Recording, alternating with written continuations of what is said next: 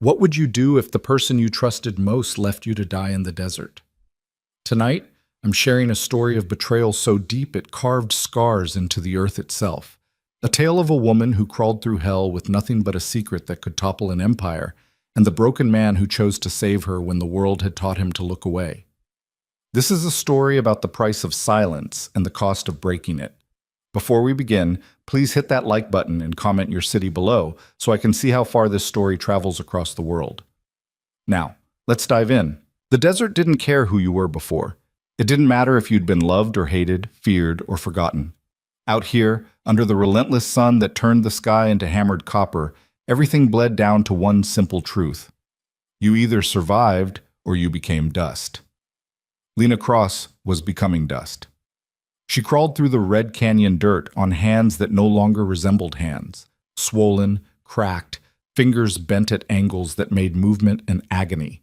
Each breath felt like inhaling ground glass. Her lips had split so badly that when she tried to swallow, she tasted copper and salt.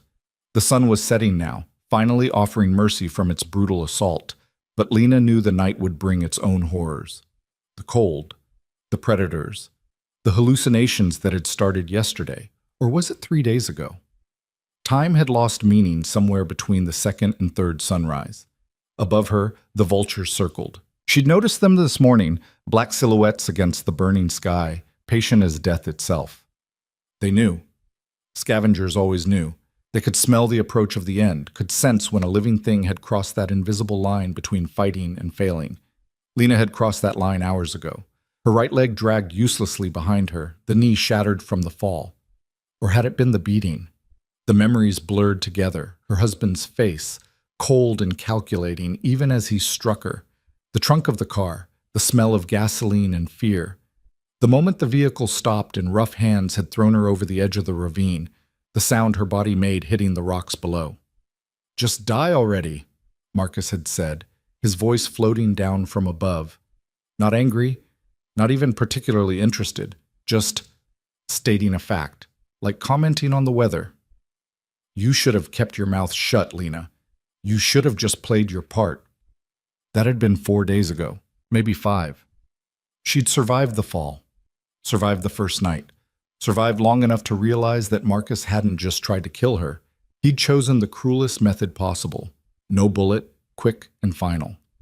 No poison, merciful in its swiftness. He'd given her to the desert itself, to die slowly, to have time to regret everything she'd done, to regret finding the journal, to regret understanding what it meant, to regret thinking she could ever be anything more than what he'd made her. Lena's hand touched something sharp, a piece of shale, and she grabbed it instinctively. For a moment she held it against her wrist, feeling the edge bite into skin. It would be easy. Easier than crawling. Easier than the slow fade into nothing. But something stopped her. Not hope. She was long past hope. Maybe it was spite. Pure, crystalline hatred for the man who'd put her here, who'd taken everything from her, her children, her dignity, her very self, and still wanted to take even her death, to make it slow and meaningless. If she died out here, the journal died with her. If she died, Marcus won. So Lena kept crawling. Quote, 15 miles north, as the crow flew, Caleb Rowan stood on the porch of his cabin and watched the sunset paint the canyon walls in shades of blood and fire. His hands rested on the weathered railing, rough with calluses that never seemed to fade no matter how long it had been since he'd needed them. 7 years. 7 years since he'd left everything behind. The cabin sat in a fold of land where 2 canyon walls met, protected from the worst of the wind, close enough to a spring that he never worried about water. He'd built it himself, every board and nail, creating something that was his and his alone. No obligations, no debts, no names from the past that could find him here. He'd earned his isolation, paid for it in blood and sleepless nights, in memories that still woke him gasping at 3 a.m., in the faces he couldn't forget no matter how hard he tried. The horse whinnied behind him, restless. "Easy, Ash," Caleb said without turning. "Just birds." But Ash didn't settle. The gray mare stamped her hooves, tossing her head, ears pinned back. Caleb had raised her from a foal, and in 7 years she'd never acted this way without reason. Wolves, she'd alert him to. Rattlesnakes, she'd give wide berth. But this was different. Caleb turned and looked at the mare. She was staring toward the southern canyon, toward the section of ravine he rarely ventured near, too exposed, too many memories of the life he'd left behind. "What is it, girl?" Ash stamped again, more insistent. Caleb followed her gaze. The vultures were there, circling in that lazy, patient spiral that meant something was dying, or already dead. It wasn't unusual: coyotes, deer, sometimes cattle that wandered too far from the distant ranches. The desert was full of death. It was none of his business. He turned to go inside. Ash whinnied again, sharper this time, almost accusatory.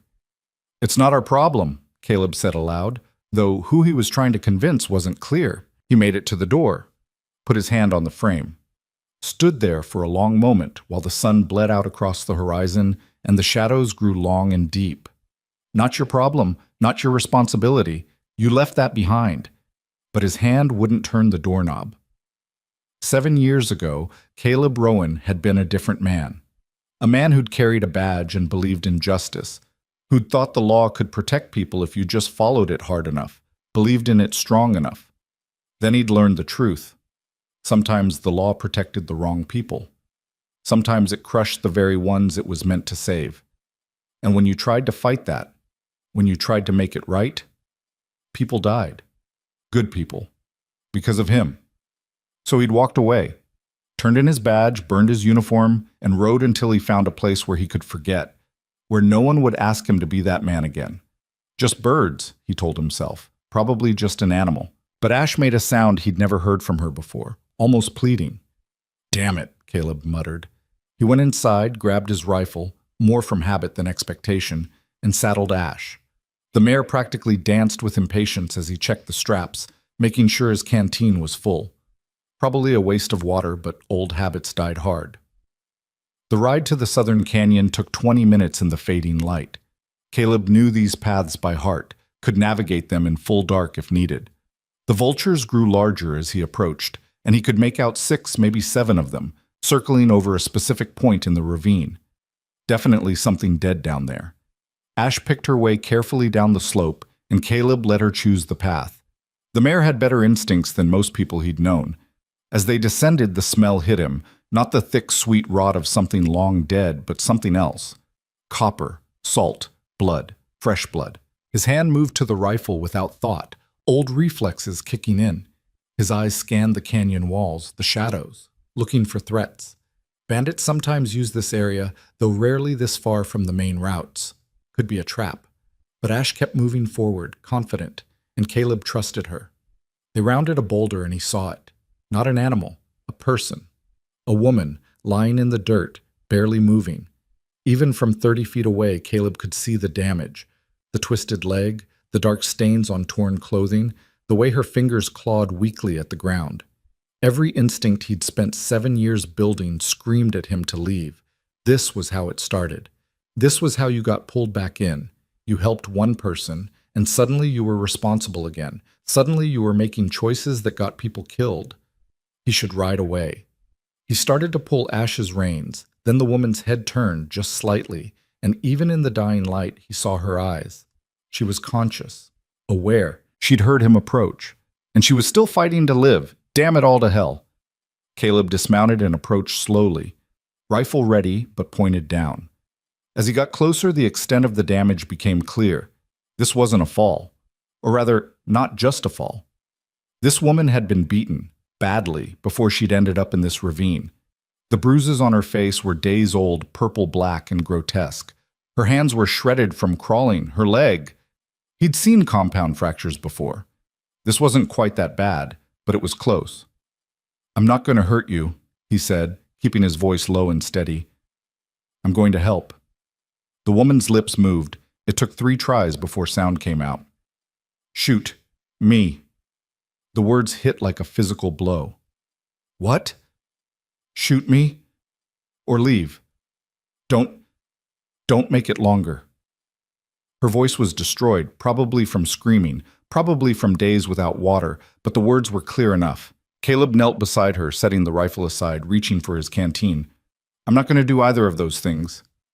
Please. The word broke in the middle. Please, just let it end. He uncapped the canteen, lifted her head gently. She was burning with fever, and brought it to her lips. Small sips, easy. She tried to turn away. They'll kill you too. Who will? Everyone. She coughed, and blood flecked her lips. Internal bleeding, maybe, or just torn throat from dehydration. Everyone belongs to him. I don't belong to anyone, Caleb said, and I'm not leaving you here. Now drink. This time, she didn't resist. The first sip made her gag, her body so dehydrated it had almost forgotten how to process water, but the second went down easier, then a third. That's enough for now, Caleb said, capping the canteen. Too much too fast will make you sick. He examined her injuries as best he could without moving her. The leg was bad, but the dehydration and exposure were probably worse. She needed real medical attention, a hospital, antibiotics, fluids. But the nearest hospital was in Redemption Creek, 40 miles east, and she wouldn't survive that journey.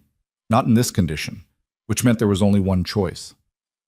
I'm going to take you to my cabin, he said.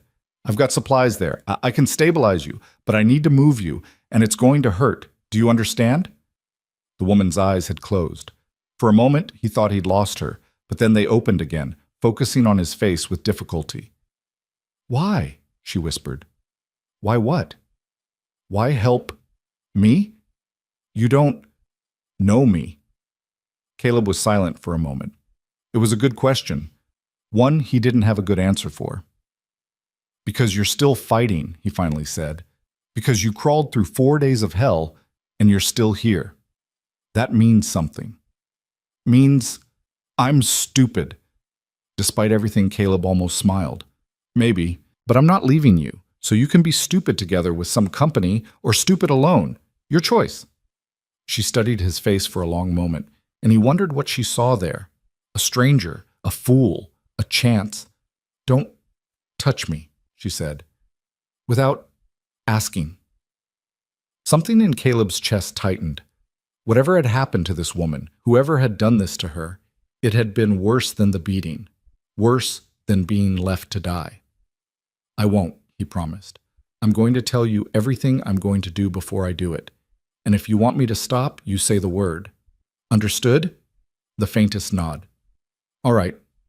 First, I need to get you on my horse. That means I'm going to have to lift you.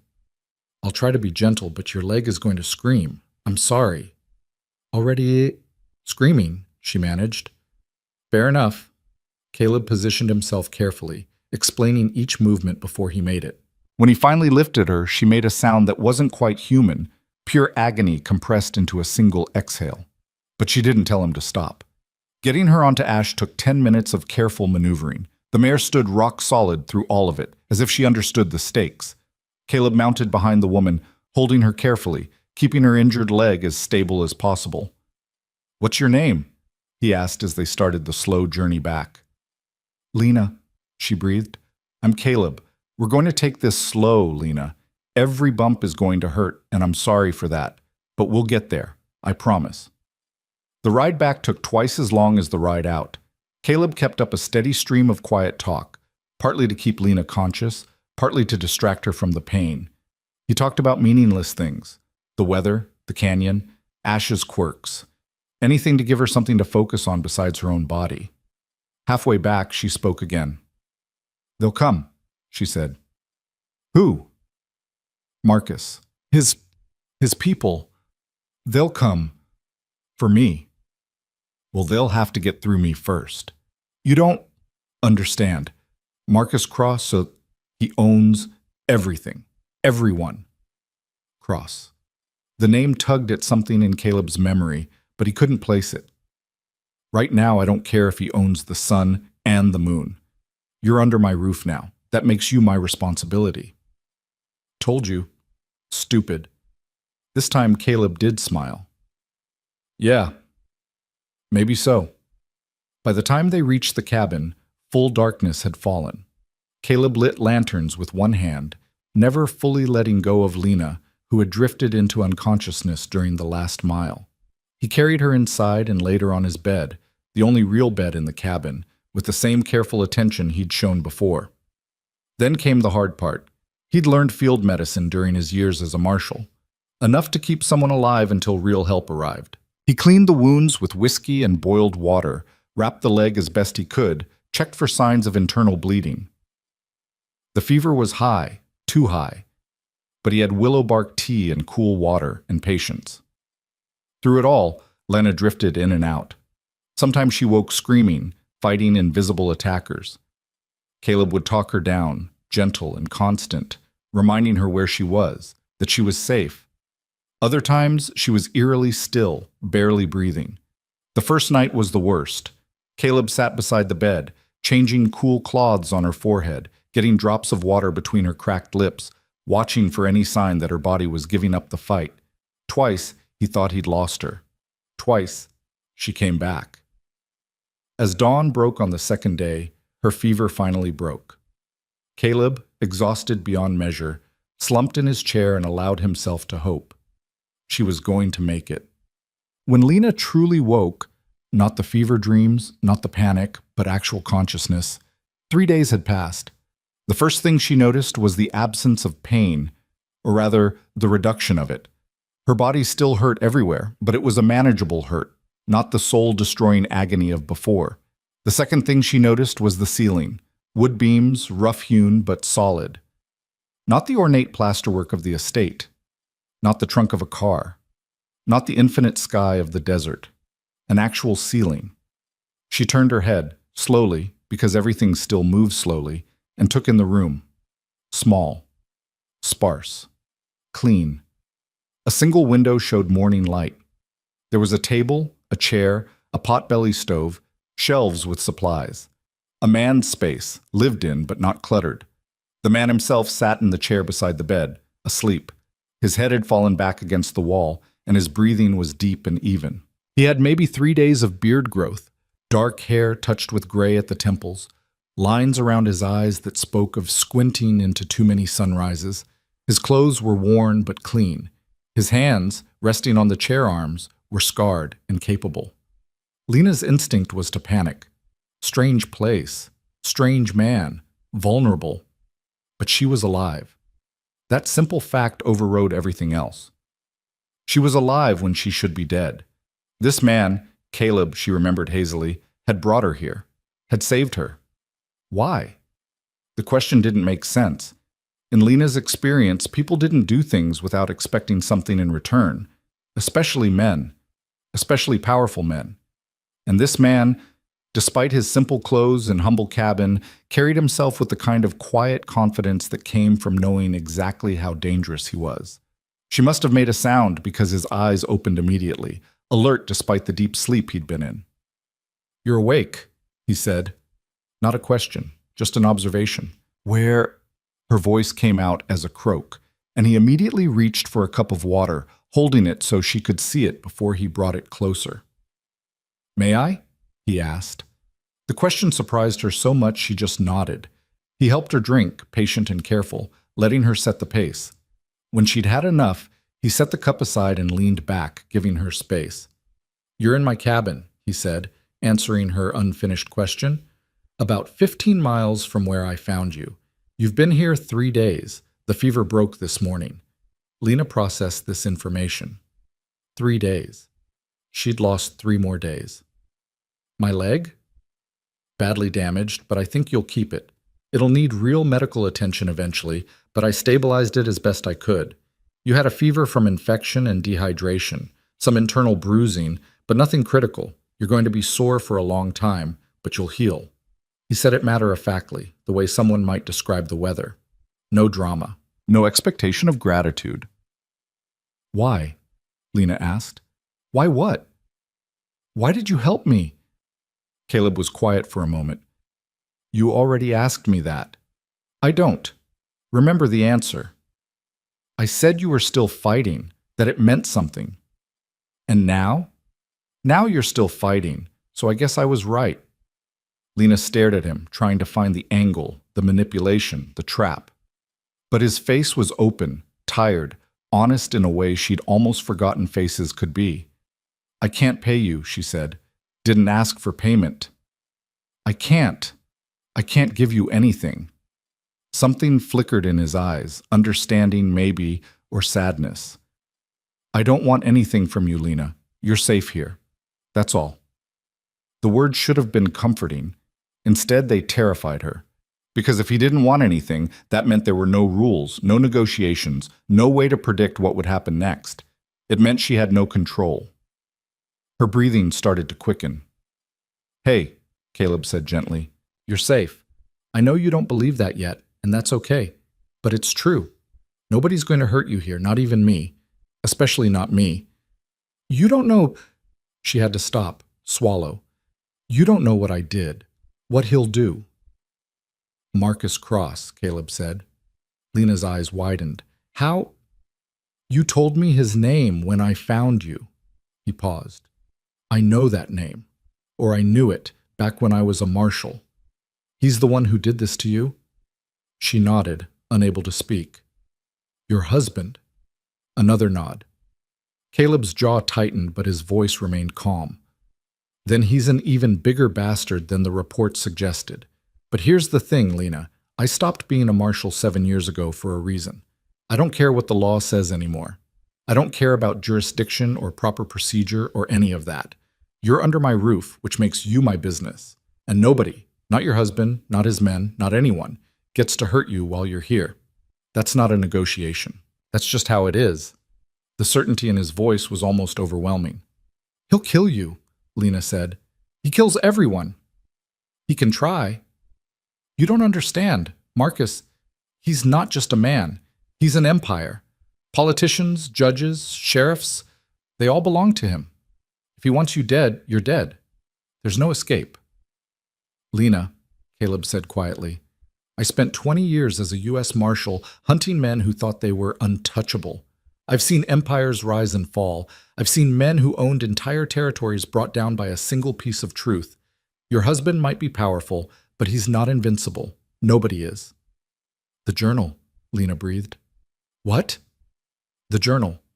I had... She tried to sit up, panic flooding through her. Where are my clothes? Easy, easy, Caleb said, not touching her but positioning himself so she could see his hands, see that he wasn't a threat. Your clothes are here. I cleaned them as best I could. What journal?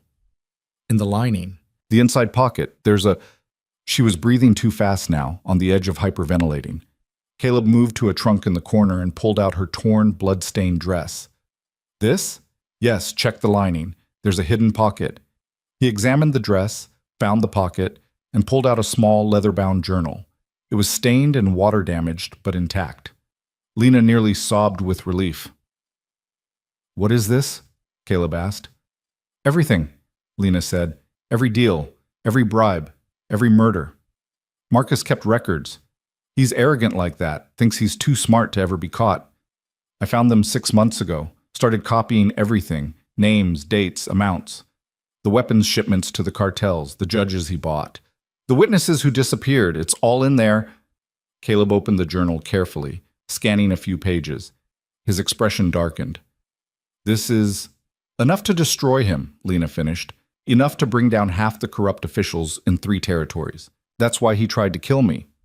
Not because I found it. He didn't know about the journal. Because I confronted him.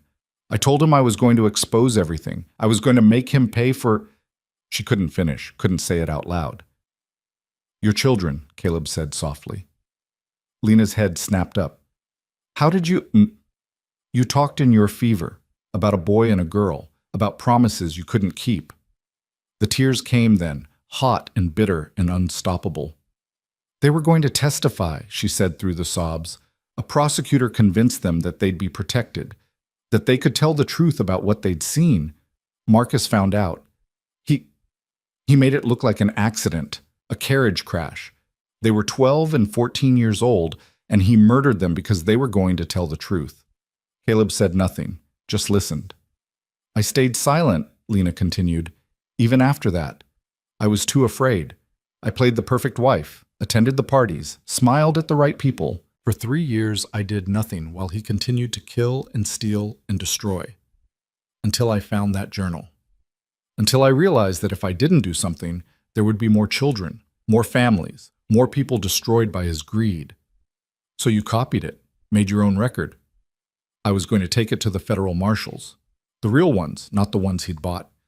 I had a contact in Santa Fe who I thought I could trust. But Marcus figured it out somehow. He always figures it out. One night he came to my room with his men, told me I'd betrayed him, told me... She couldn't continue.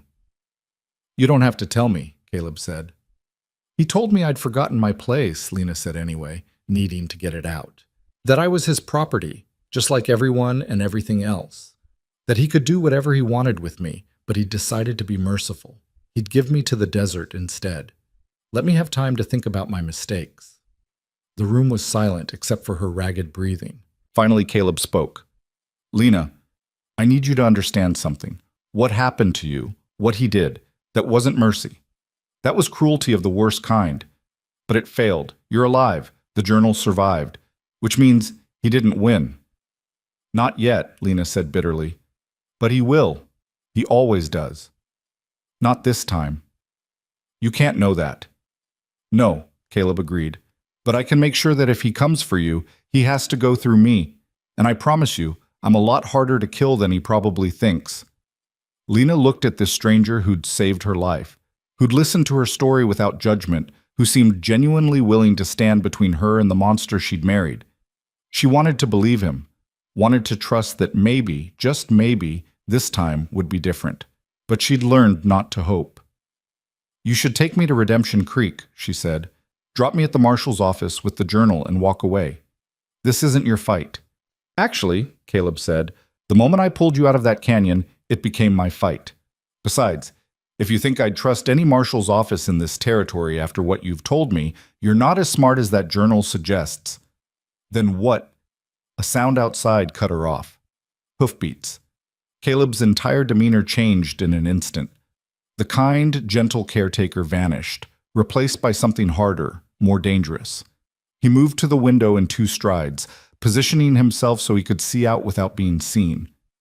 Stay quiet, he said, his voice low and commanding. Lena's heart hammered in her chest. They'd found her. Already. She'd brought death to this man's door. Caleb reached for his rifle, checked the load with practiced efficiency, then moved to the door. If shooting starts, he said without looking back, roll off the bed and get under it. Understand? Lena nodded, then realized he couldn't see her. Yes. The hoofbeats grew closer, then stopped just outside the cabin. A voice called out, Caleb Rowan, I know you're in there. The voice was male, rough, unfamiliar. Caleb positioned himself beside the door, rifle ready. State your business. My business is staying alive, same as you. Name's Jonah Reed. I'm a tracker out of Albuquerque. Mind if I step down? My hands are going to be where you can see them. Why should I care what a tracker from Albuquerque wants? Because I'm tracking the same woman you're hiding in there. And because the men coming after her are about 6 hours behind me, if we're lucky. Lena's blood ran cold. Caleb's eyes flicked to her, a silent question. She shook her head frantically. She didn't know anyone named Jonah Reed. You've got 30 seconds to convince me not to shoot you, Caleb called out. Fair enough.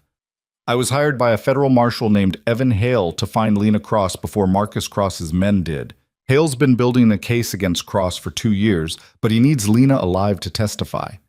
The moment Cross tried to kill her, Hale sent me to find her body and hopefully that journal she'd been working on.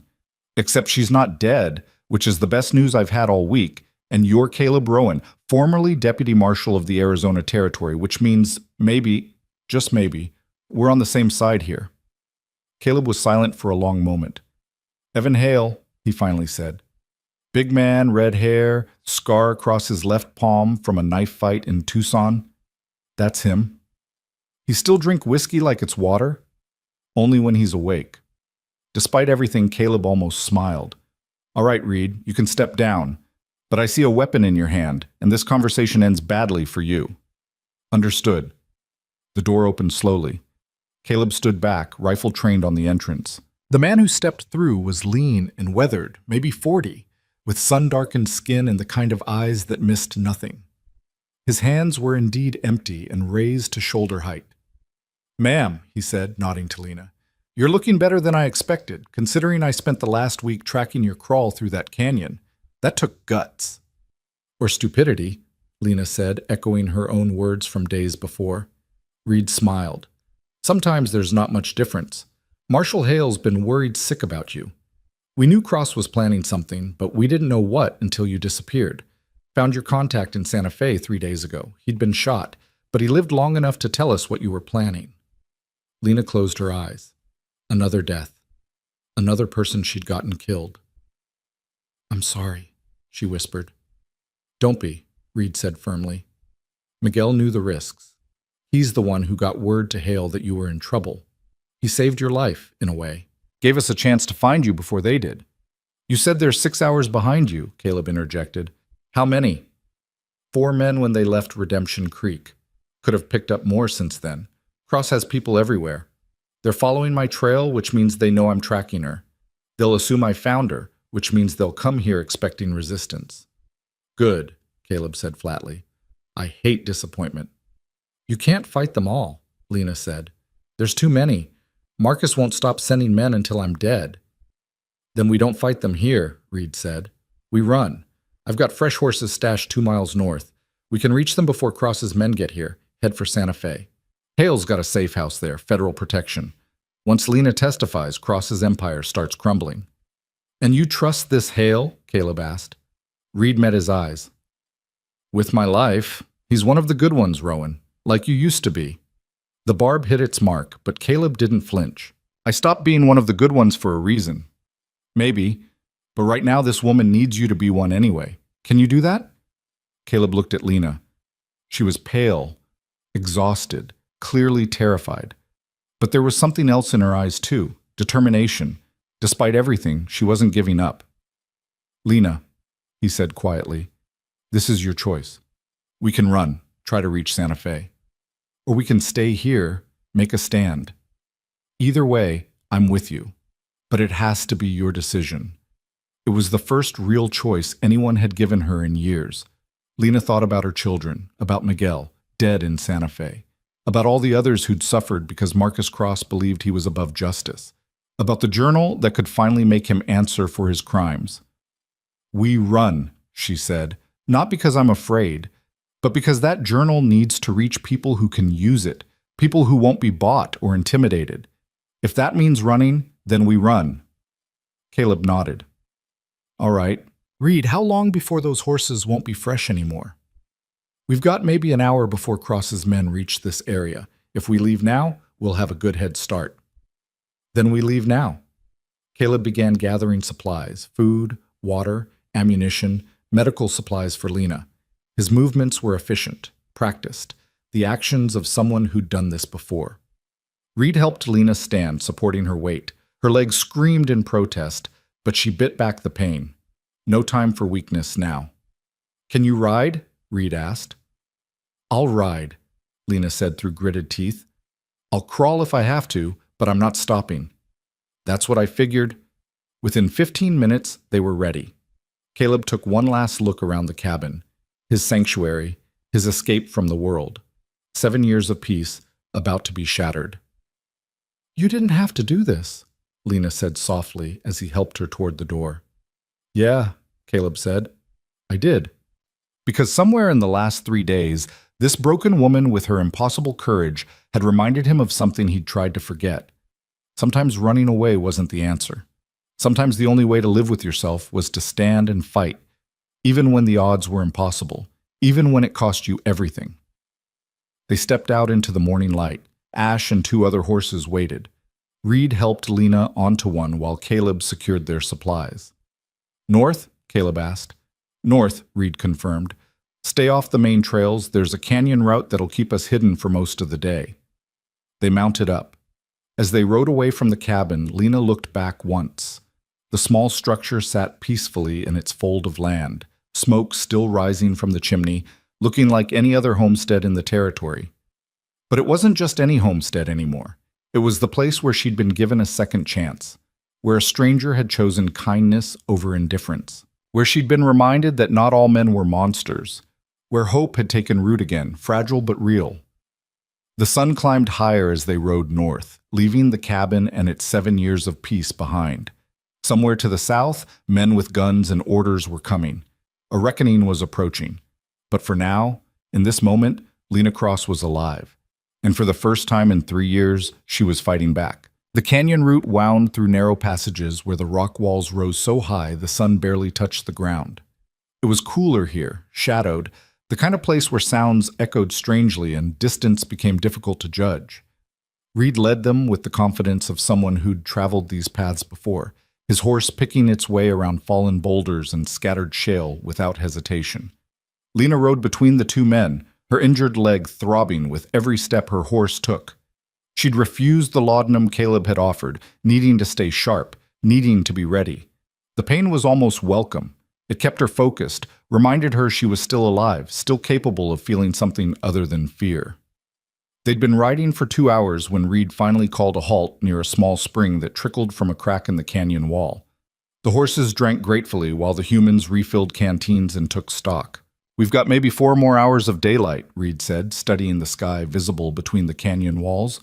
"If we push hard, we can make it to the way station by nightfall. Old trading post, abandoned now, but it's got walls and a roof. Better than sleeping in the open." "They'll expect us to stop there," Caleb said. It wasn't a question. "Probably. But they'll also expect us to know they expect it, which means they might think we'll avoid it. Sometimes the obvious choice is the safest one.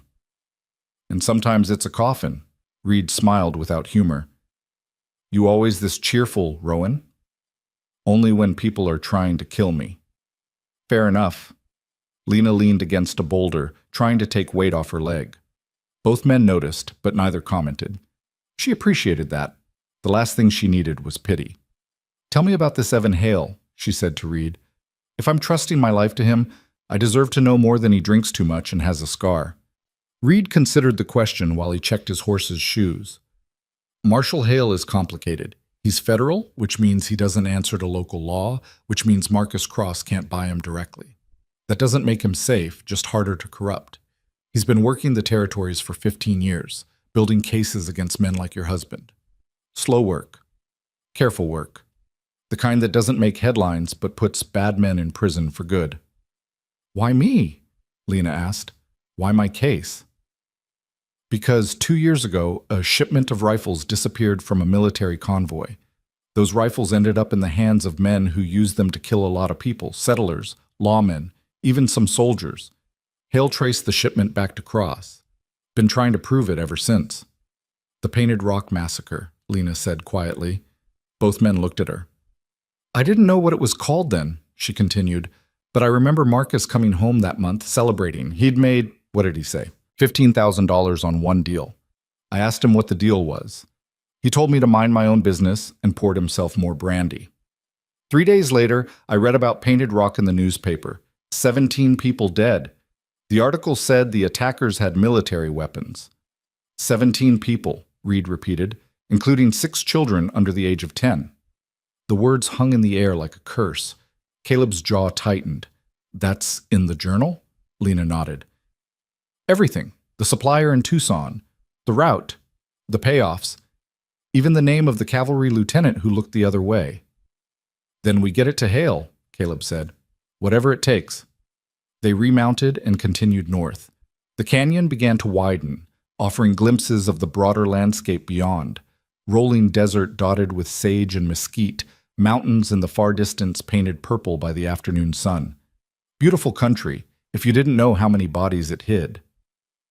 As they rode, Reed shared more about Hale's investigation, how the marshal had spent months building a network of informants, each one carefully vetted, each piece of information cross-checked against others, how he'd survived 2 attempts on his life and lost a deputy to a third, how he'd become almost obsessive about taking Cross down, not just for Painted Rock, but for dozens of other crimes that whispered through the territories like ghost stories. "Hale's the real thing," Reed said. "One of maybe 5 federal marshals west of the Mississippi who can't be bought, threatened, or scared off. That's why Cross wants Lena dead so badly. She's not just a witness. She's the witness. The one person who lived in his house, saw his operations from the inside, and has the documentation to prove it all." "I was blind for so long," Lena said, more to herself than the others. I saw things, heard things, but I told myself it was just business, that Marcus was ruthless, but not evil. I made excuses for him, even after... She couldn't finish. Couldn't. Even after your children, Caleb said gently. Lena nodded, tears threatening. I told myself it really was an accident, that Marcus loved them too much to, but I knew. Deep down, I knew. And I stayed anyway because I was too afraid to leave. Fear isn't weakness, Reed said. Fear is how you survive when you're surrounded by predators. You did what you had to do to stay alive. Now you're doing what you have to do to make it mean something. That's all anyone can ask. They rode in silence for a while, each lost in their own thoughts. The sun continued its arc across the sky, casting long shadows that stretched across their path like dark fingers reaching from the past. It was Caleb who spotted them first. Riders, he said quietly, pulling Ash to a stop. Southwest, maybe 2 miles out. Reed turned in his saddle, squinting against the glare. How many? Can't tell yet. Dust cloud's too thick. Could be 4, could be 8. Could be travelers, Lena said, but she didn't believe it. Could be, Caleb agreed, but I stopped believing in coincidence about 20 years ago. Reed studied the distant dust, then looked at the canyon ahead. Way station's still 3 hours out. We won't make it before they catch up if they're pushing hard, which they will be. Then we don't run, Caleb said. We find defensible ground and make them work for it. You want to fight? Lena's voice rose with panic. There could be 8 of them. Which is why we fight smart instead of running scared. Reed, is there anywhere ahead where the canyon narrows again, somewhere we can control the approach? Reed thought for a moment. Devil's Gate, about a mile north. Canyon pinches down to maybe 20 feet wide, high walls on both sides. If we position ourselves right, they'd have to come at us single file. Perfect. Caleb was already moving, his horse responding to commands before they were fully given. Lena, I know you're hurt, but can you shoot? Yes. My father taught me when I was young. Then you're going to. Reed, you got a spare rifle? Winchester in my pack. Get it ready for her. We're going to teach Marcus Cross's men that this particular prey has teeth. They pushed the horses hard, racing toward Devil's Gate while the dust cloud behind them grew steadily closer. Lena's legs screamed with every jarring step, but she bit down on the pain and held on. Fear threatened to overwhelm her. She'd never shot at a person before, never been in a real gunfight, but underneath the fear was something else. Something harder. Rage. For her children, for Miguel, for every person Cross had destroyed, for every year she'd spent being afraid. If she was going to die, she'd die fighting. Devil's Gate appeared ahead, exactly as Reed had described. A narrow slash in the canyon wall where centuries of water flow had carved a passage through solid rock. The walls rose 50 feet on either side, smooth and unclimbable, forcing anyone who wanted through to take the single path between them. Perfect killing ground, Caleb said with grim satisfaction. He turned to Reed. How's your rifle work? Better than my personality. Good. You'll take the left wall about 30 feet back from the entrance. I'll take the right. Crossfire. Lena stays behind us with the horses, covers our retreat if it goes bad. And if they decide to wait us out? Reed asked. Then we slip out after dark and leave them watching an empty canyon. But I don't think they will. Cross's men will be overconfident, used to easy targets. They won't expect real resistance. They positioned themselves quickly. Reed found a cluster of boulders that provided cover while giving him a clear line of sight. Caleb chose a ledge slightly elevated from the canyon floor, using a fallen slab of rock as a natural barricade. Lena stayed with the horses in a small alcove another 50 feet back, Winchester loaded and ready, heart hammering against her ribs. The wait was agony. 5 minutes. 10. The dust cloud grew closer, and now they could hear hoofbeats echoing off the canyon walls. Lena counted at least 6 horses, maybe more. Too many. This was suicide. But then she thought of Marcus's face as he'd beaten her, the casual cruelty in his eyes as he'd explained that she'd forgotten her place. Thought of her babies, laughing and alive until they weren't. Thought of all the fear she'd swallowed like poison for years. No more running. The riders came into view. There were 7 of them, riding hard and confident. The man in front wore a black duster despite the heat, a wide-brimmed hat pulled low. Even from a distance, Lena could see the guns, rifles across saddles, pistols at their hips, bandoliers of ammunition. These weren't lawmen. They were killers, pure and simple. Hold, Caleb called quietly, his voice carrying just far enough for Reed to hear. Let them get committed. The riders reached the entrance to Devil's Gate and paused. The man in the black duster, clearly the leader, studied the narrow passage with evident suspicion. Don't like it, boss, one of the others said, voice carrying in the still air. Good place for an ambush. Everything's a good place for an ambush if you're scared enough, the leader replied. His voice was rough, like gravel sliding downhill. Reed's a tracker, not a fighter, and that ex-marshal's been hiding in a canyon for 7 years. They're running, not planning. Send 2 through first. If it's clear, we all go. 2 riders dismounted and started through on foot, rifles ready. They moved carefully, but not carefully enough, still thinking like hunters instead of prey. They were 15 feet into the canyon when Caleb spoke, his voice calm and clear. That's far enough. Both men froze. You've got 3 seconds to turn around and ride out, Caleb continued. After that, this gets messy. The leader, still outside the canyon, laughed. Caleb Rowan, heard you'd gone soft. Guess the rumors were right if you think talking's going to stop us. Not trying to stop you, just giving you a choice, same as any man deserves. Here's my choice. You hand over Lena Cross and that journal she stole, and we let you live. Maybe. Or you can play hero and die right here. Either way, we're leaving with what we came for. Then I guess we're doing this the hard way, Caleb said. Everything happened at once. The 2 men in the canyon raised their rifles. Caleb's first shot took the one on the left in the shoulder, spinning him around and dropping him. Reed's shot caught the one on the right in the leg, sending him sprawling. The remaining 5 riders outside scattered, looking for cover, shouting orders and curses. Gunfire erupted, bullets sparking off rocks, ricocheting wildly in the narrow space. The wounded men tried to crawl back toward the entrance, and their companions laid down covering fire, making it impossible for Caleb or Reed to get clean shots. They're pinned, Reed shouted over the chaos. Good! Keep them that way! The leader was shouting orders, organizing his men with the efficiency of someone who'd done this before. 2 riders swung wide, looking for another way around.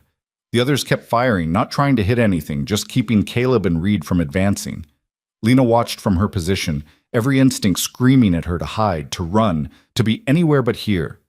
The Winchester felt impossibly heavy in her hands. She'd never shot at a person, never wanted to. The very idea made her sick. Then one of the riders found an opening, a narrow side passage that Caleb and Reed couldn't cover from their positions. He spurred his horse through, emerging behind their defensive line, between them and Lena. He saw her immediately. Found her! He shouted, raising his pistol. Lena didn't think, didn't plan, just lifted the Winchester and pulled the trigger. The recoil knocked her back against the rock wall. The bullet went wide, missing the rider by 3 feet, but it was enough to make him duck, to buy her a second to work the lever and chamber another round. Caleb appeared from the right, moving fast, his rifle tracking the new threat. Get down! The rider spun toward him, and both men fired simultaneously. The rider jerked backward, his shot going wild, and fell from his horse. The animal bolted, terrified by the gunfire. You okay? Caleb called to Lena. Yes. She wasn't, not really. Her hands were shaking so badly she could barely hold the rifle, but she was alive. Stay down. This isn't over. He was right. The wounded men had been dragged back outside the canyon, and now the remaining riders were regrouping. The leader's voice cut through the diminishing gunfire. Rowan, you just killed a deputy marshal. You and your friends are dead men. Deputy marshal? Caleb laughed, harsh and bitter. That boy wasn't wearing a badge, and even if he was, I know Marcus Cross bought half the law in this territory. Try again. Last chance. Send out the woman and the journal. Do it now, and maybe you live to see tomorrow. Caleb looked across the canyon to where Reed was positioned. They exchanged a glance, some kind of understanding passing between them. Then Caleb turned toward Lena's position. It's your call, he said quietly. Your life. Your choice. For a heartbeat, Lena considered it. Considered walking out there, ending this, sparing these men who'd risked everything for a stranger. Maybe Marcus would show mercy. Maybe he'd just kill her quickly. Maybe... No. No more maybes. No more hoping monsters would choose kindness. "Tell them to go to hell," she called back. Caleb smiled, fierce and proud. "You heard the lady?" he shouted to the men outside. "She says go to hell." "Your funeral." What came next wasn't a frontal assault, but something more strategic. The riders spread out, some staying to pin down Caleb and Reed, while others circled wide, looking for alternate routes through or around the canyon. It was smart tactics, the kind that would eventually work if given enough time and ammunition. But time was something they didn't have. The sun was dropping toward the western horizon, and soon these narrow passages would be pitch black. The riders knew it. Caleb and Reed knew it. Everyone knew it. "They'll rush us at dusk," Reed shouted, "when the light gets bad enough that we can't shoot straight." "Then we move before they do," Caleb responded. "When I say go, you grab Lena and the horses, head north through that side passage we passed. I'll cover you." "That's suicide." "No, that's buying time. Do it." But before anyone could move, a new sound cut through the tension. More hoofbeats coming from the north, fast and numerous. Everyone froze. The leader outside the canyon heard it too. "Who the hell?" a voice boomed out, deep and commanding. "This is United States Marshal Evan Hale. You men throw down your weapons and come out with your hands visible. Do it now." The change was instantaneous. The riders outside the canyon looked at each other, panicked. A U.S. Marshal was one thing. A corrupt local sheriff could be dealt with, bribed or intimidated, but a federal marshal with jurisdiction across territories? That was a different problem entirely. "How many you got with you, Marshal?" the leader called out, trying to sound confident. "Enough to make this very short and very painful if you don't comply. You've got 30 seconds. The riders huddled together, arguing in harsh whispers. Finally, one by one, they laid down their rifles and raised their hands. Caleb and Reed emerged from cover cautiously, weapons still ready.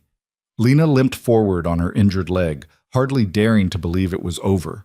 A group of riders came into view from the north, 6 men wearing the distinctive badges of federal marshals, well armed and positioned to cut off any escape. At their head rode a bear of a man with flame-red hair going gray at the temples, a weathered face that had seen too much sun, and eyes that missed nothing. A long scar crossed his left palm, visible even from a distance. Evan Hale. He surveyed the scene with the calm assessment of someone who'd dealt with worse. His men were already moving forward, securing the surrendered riders, checking them for hidden weapons. "Caleb Rowan," Hale said, his voice carrying a note of genuine pleasure. "Heard you'd disappeared into the desert. Thought you might be dead." "Disappointed?" Caleb asked. "Relieved. World needs more good men, not fewer." Hale turned his attention to Lena. "Mrs. Cross, you've led us on quite a chase. Are you all right?" "I'm alive," Lena said. It was all she could manage. "That's more than we'd hoped for. Jonah Reed, good work tracking her. I trust she has what we need." Reed dismounted and pulled out the journal, handing it to Hale with evident relief. "Everything. Names, dates, amounts. Enough to bury Cross and half the territory with him." Hale opened the journal carefully, scanning a few pages. His expression darkened with each line he read. Finally, he closed it and looked at Lena with something like awe. "You did this? Compiled all this while living under his roof?" "Someone had to," Lena said quietly. "Someone had to stop him." "Well, Mrs. Cross, you've just handed me the biggest case of my career. This," he held up the journal, "this is going to change everything. Federal prosecutors have been trying to nail Marcus Cross for a decade. Now they've got him." "He'll buy his way out," Lena said, the old fear creeping back. "He always does. He owns judges, lawyers, politicians." "He owns territorial judges," Hale corrected. "Federal court is different, harder to corrupt. Not impossible, but harder. And with evidence this detailed, the kind of pressure I can bring to bear..." He smiled, and it wasn't friendly. "Let's just say Marcus Cross's empire is about to discover it was built on sand." One of the deputies approached. "Marshal, what do you want us to do with these men?" Hale considered the captured riders, who stood with their hands bound, looking significantly less confident than they had an hour ago. "Who hired you?" The leader remained silent, jaw set. "Let me guess. Hale continued.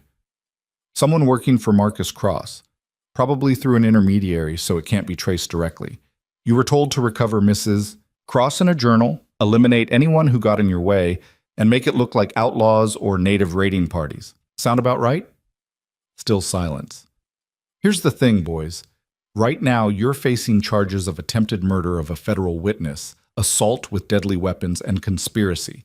That's 20 years each, minimum. But if one of you wants to cooperate, tell me who gave the orders, provide testimony against Marcus Cross. Hale let the offer hang in the air. The men looked at each other. The leader shook his head slightly, a warning, but one of the younger riders, barely out of his teens, cracked. It was Daniel Garrett, he blurted out. Cross's foreman. He gave us $50 each, said there'd be another 100 when we brought back the woman in the book. Said it didn't matter if she was alive or dead, long as we got the book. Shut your mouth, the leader snarled. I ain't dying for $50, the young man shot back. And I ain't going to prison for 20 years for Marcus Cross. He don't pay that well. Hale nodded to his deputies. Separate them. Get full statements from anyone willing to talk. The rest can enjoy federal custody until trial. As the prisoners were led away, Hale turned back to Caleb, Reed, and Lena. His expression softened. You all did good work here. Especially you, Mrs. Cross. I know what it took to compile that journal, to escape, to keep fighting. Not many people have that kind of courage. I'm not courageous, Lena said. I'm just tired of being afraid. That's what courage is, being afraid and doing it anyway. Hale glanced at the darkening sky. It's getting late. My men and I made camp about 5 miles north. Good water, defensible position. Why don't you join us for the night? We can talk about next steps, get you fed and rested. You look like you could use both. Lena looked at Caleb, uncertain. 3 days ago, she'd trusted no one. Now her life depended on trusting everyone. Caleb met her eyes, and she saw the question there. Your choice. All right, she said finally. One night. Then we figure out what happens next. The ride to the marshal's camp was quiet, but not uncomfortable. Hale rode beside Lena, making casual conversation, never pushing, letting her speak or stay silent as she chose. Caleb and Reed followed slightly behind, watching the horizon, still cautious despite the apparent safety of federal protection. The camp was well organized, tents arranged in a defensive circle, horses picketed securely, guards posted at the perimeter. A fire burned in the center, and the smell of coffee and beans drifted through the air. Real food. Safety. The promise of a night without fear. Lena nearly wept at the sight of it. A woman approached from one of the tents, middle-aged, capable-looking, with kind eyes and a no-nonsense demeanor. Hale introduced her as Sarah Chen, a physician who traveled with the marshals. Oh, let me look at that leg, Dr. Chen said to Lena. It wasn't a request. Lena allowed herself to be led to a tent where the doctor examined her injuries with efficient thoroughness. Caleb's field medicine had been good, but Dr. Chen made adjustments, applied fresh bandages, gave Lena something for the pain that wasn't laudanum. You'll keep the leg, the doctor said, echoing Caleb's earlier assessment. But you'll need real rest, not just a few days of stolen sleep. When was the last time you ate a full meal? Lena couldn't remember. Dr. Chen shook her head. I'll bring you something, and you'll eat all of it, or I'll tell Marshal Hale you're being a difficult patient. He doesn't like difficult patients. Despite everything, Lena smiled. When Dr. Chen left, Lena sat alone in the tent for the first time in days, listening to the quiet sounds of the camp, voices in conversation, horses moving in their pickets, the crackle of the fire, normal sounds, safe sounds. She pulled out the journal. Hale had let her keep it for now, knowing she needed the tangible reminder of what she'd accomplished, and opened it to a random page. August 12th, 1872. M met with J. Whitmore, Judge, Territorial Court, at the estate. Overheard conversation brought dismissal of charges against Thomas Pike, M's business partner. J. Whitmore received $2,000 cash. Pike walked free 2 days later. The family of the man he killed received nothing. Page after page of crimes, of lives destroyed, of justice bought and sold like cattle. And now it was all going to end. A throat cleared outside the tent. Mrs. Cross, may I come in? Evan Hale's voice. Yes. The marshal ducked into the tent, holding 2 cups of coffee. He offered one to Lena, who accepted it gratefully. The coffee was strong and bitter and perfect. I wanted to talk to you privately, Hale said, settling onto a camp stool with a slight groan. Bad knee. Courtesy of an outlaw with good aim and poor timing. About what? About what happens next, and about something you need to know before we go any further. The seriousness in his tone made Lena's stomach tighten. What? Hale took a long drink of his coffee, as if fortifying himself. I haven't been entirely honest with you, Mrs. Cross. Or rather, I haven't told you the whole truth about why I've been so determined to bring down Marcus Cross. I assumed it was because he's a criminal. He is, one of the worst I've encountered in 30 years of law enforcement, but my interest in him goes deeper than that. Hale set down his coffee cup and looked directly at her. 22 years ago, I was married to a woman named Elizabeth. We had a baby daughter, beautiful girl. Her name was Lena. The world seemed to tilt. I don't understand, Lena whispered. You were 6 months old when your mother died, Hale continued, his voice rough with old pain. Cholera outbreak. I was a young deputy then, barely making enough to feed us. After Elizabeth died, I fell apart. Started drinking. Couldn't take care of you properly. Your mother's sister offered to take you in, give you a better life. I agreed because I thought it was best for you, because I was a coward. Lena couldn't breathe. Your aunt raised you as her own daughter, changed your last name to hers. I sent money when I could, stayed away like we'd agreed, told myself you were better off without me. Then she died when you were 16, and you married Marcus Cross a year later, and by the time I realized what kind of man he was, Hale's voice broke. By the time I understood, you were already trapped. I've spent the last 6 years trying to build a case strong enough to free you without getting you killed. Clearly, I took too long. Lena stared at the stranger who claimed to be her father, tried to reconcile his face with the few hazy memories she had of the man who'd visited occasionally when she was very young, who'd always seemed sad and smelled of whiskey and regret. Why didn't you tell me? She finally asked. Because I had no right to claim you as my daughter after abandoning you. Because you had enough burdens without adding my failures to them. Because... He looked away. Because I was ashamed. You let me marry him. You knew what he was, and you let me... I didn't know. Not until after. By the time I understood what Marcus Cross really was, you'd already been married for 3 years. I tried to reach out once through an intermediary. You sent back a message saying you were happy, that your husband was good to you, that I should respect your wishes and stay away. That wasn't me, Lena said. I never received any message from you. Marcus must have intercepted it. I know that now, but then... Hale shook his head. I believed it, because it was easier than facing the truth, that I'd failed you again. They sat in silence, two strangers connected by blood and regret and years of missed chances. My children, Lena said finally. Your grandchildren. Did you know about them? I knew they existed. I didn't know their names, didn't know they'd been... He couldn't finish. Sarah and Thomas. She was 14, he was 12. They were beautiful and smart and kind, and Marcus killed them because they were going to tell the truth. I'm so sorry. Don't be sorry. Help me destroy him. Hale met her eyes, and in them, Lena saw her own rage reflected back. That's exactly what we're going to do, together. A noise outside the tent made them both look up. Caleb stood at the entrance, his expression carefully neutral. Dr. Chen sent me to tell you that food's ready. Didn't mean to interrupt. You're not interrupting, Lena said. Come in.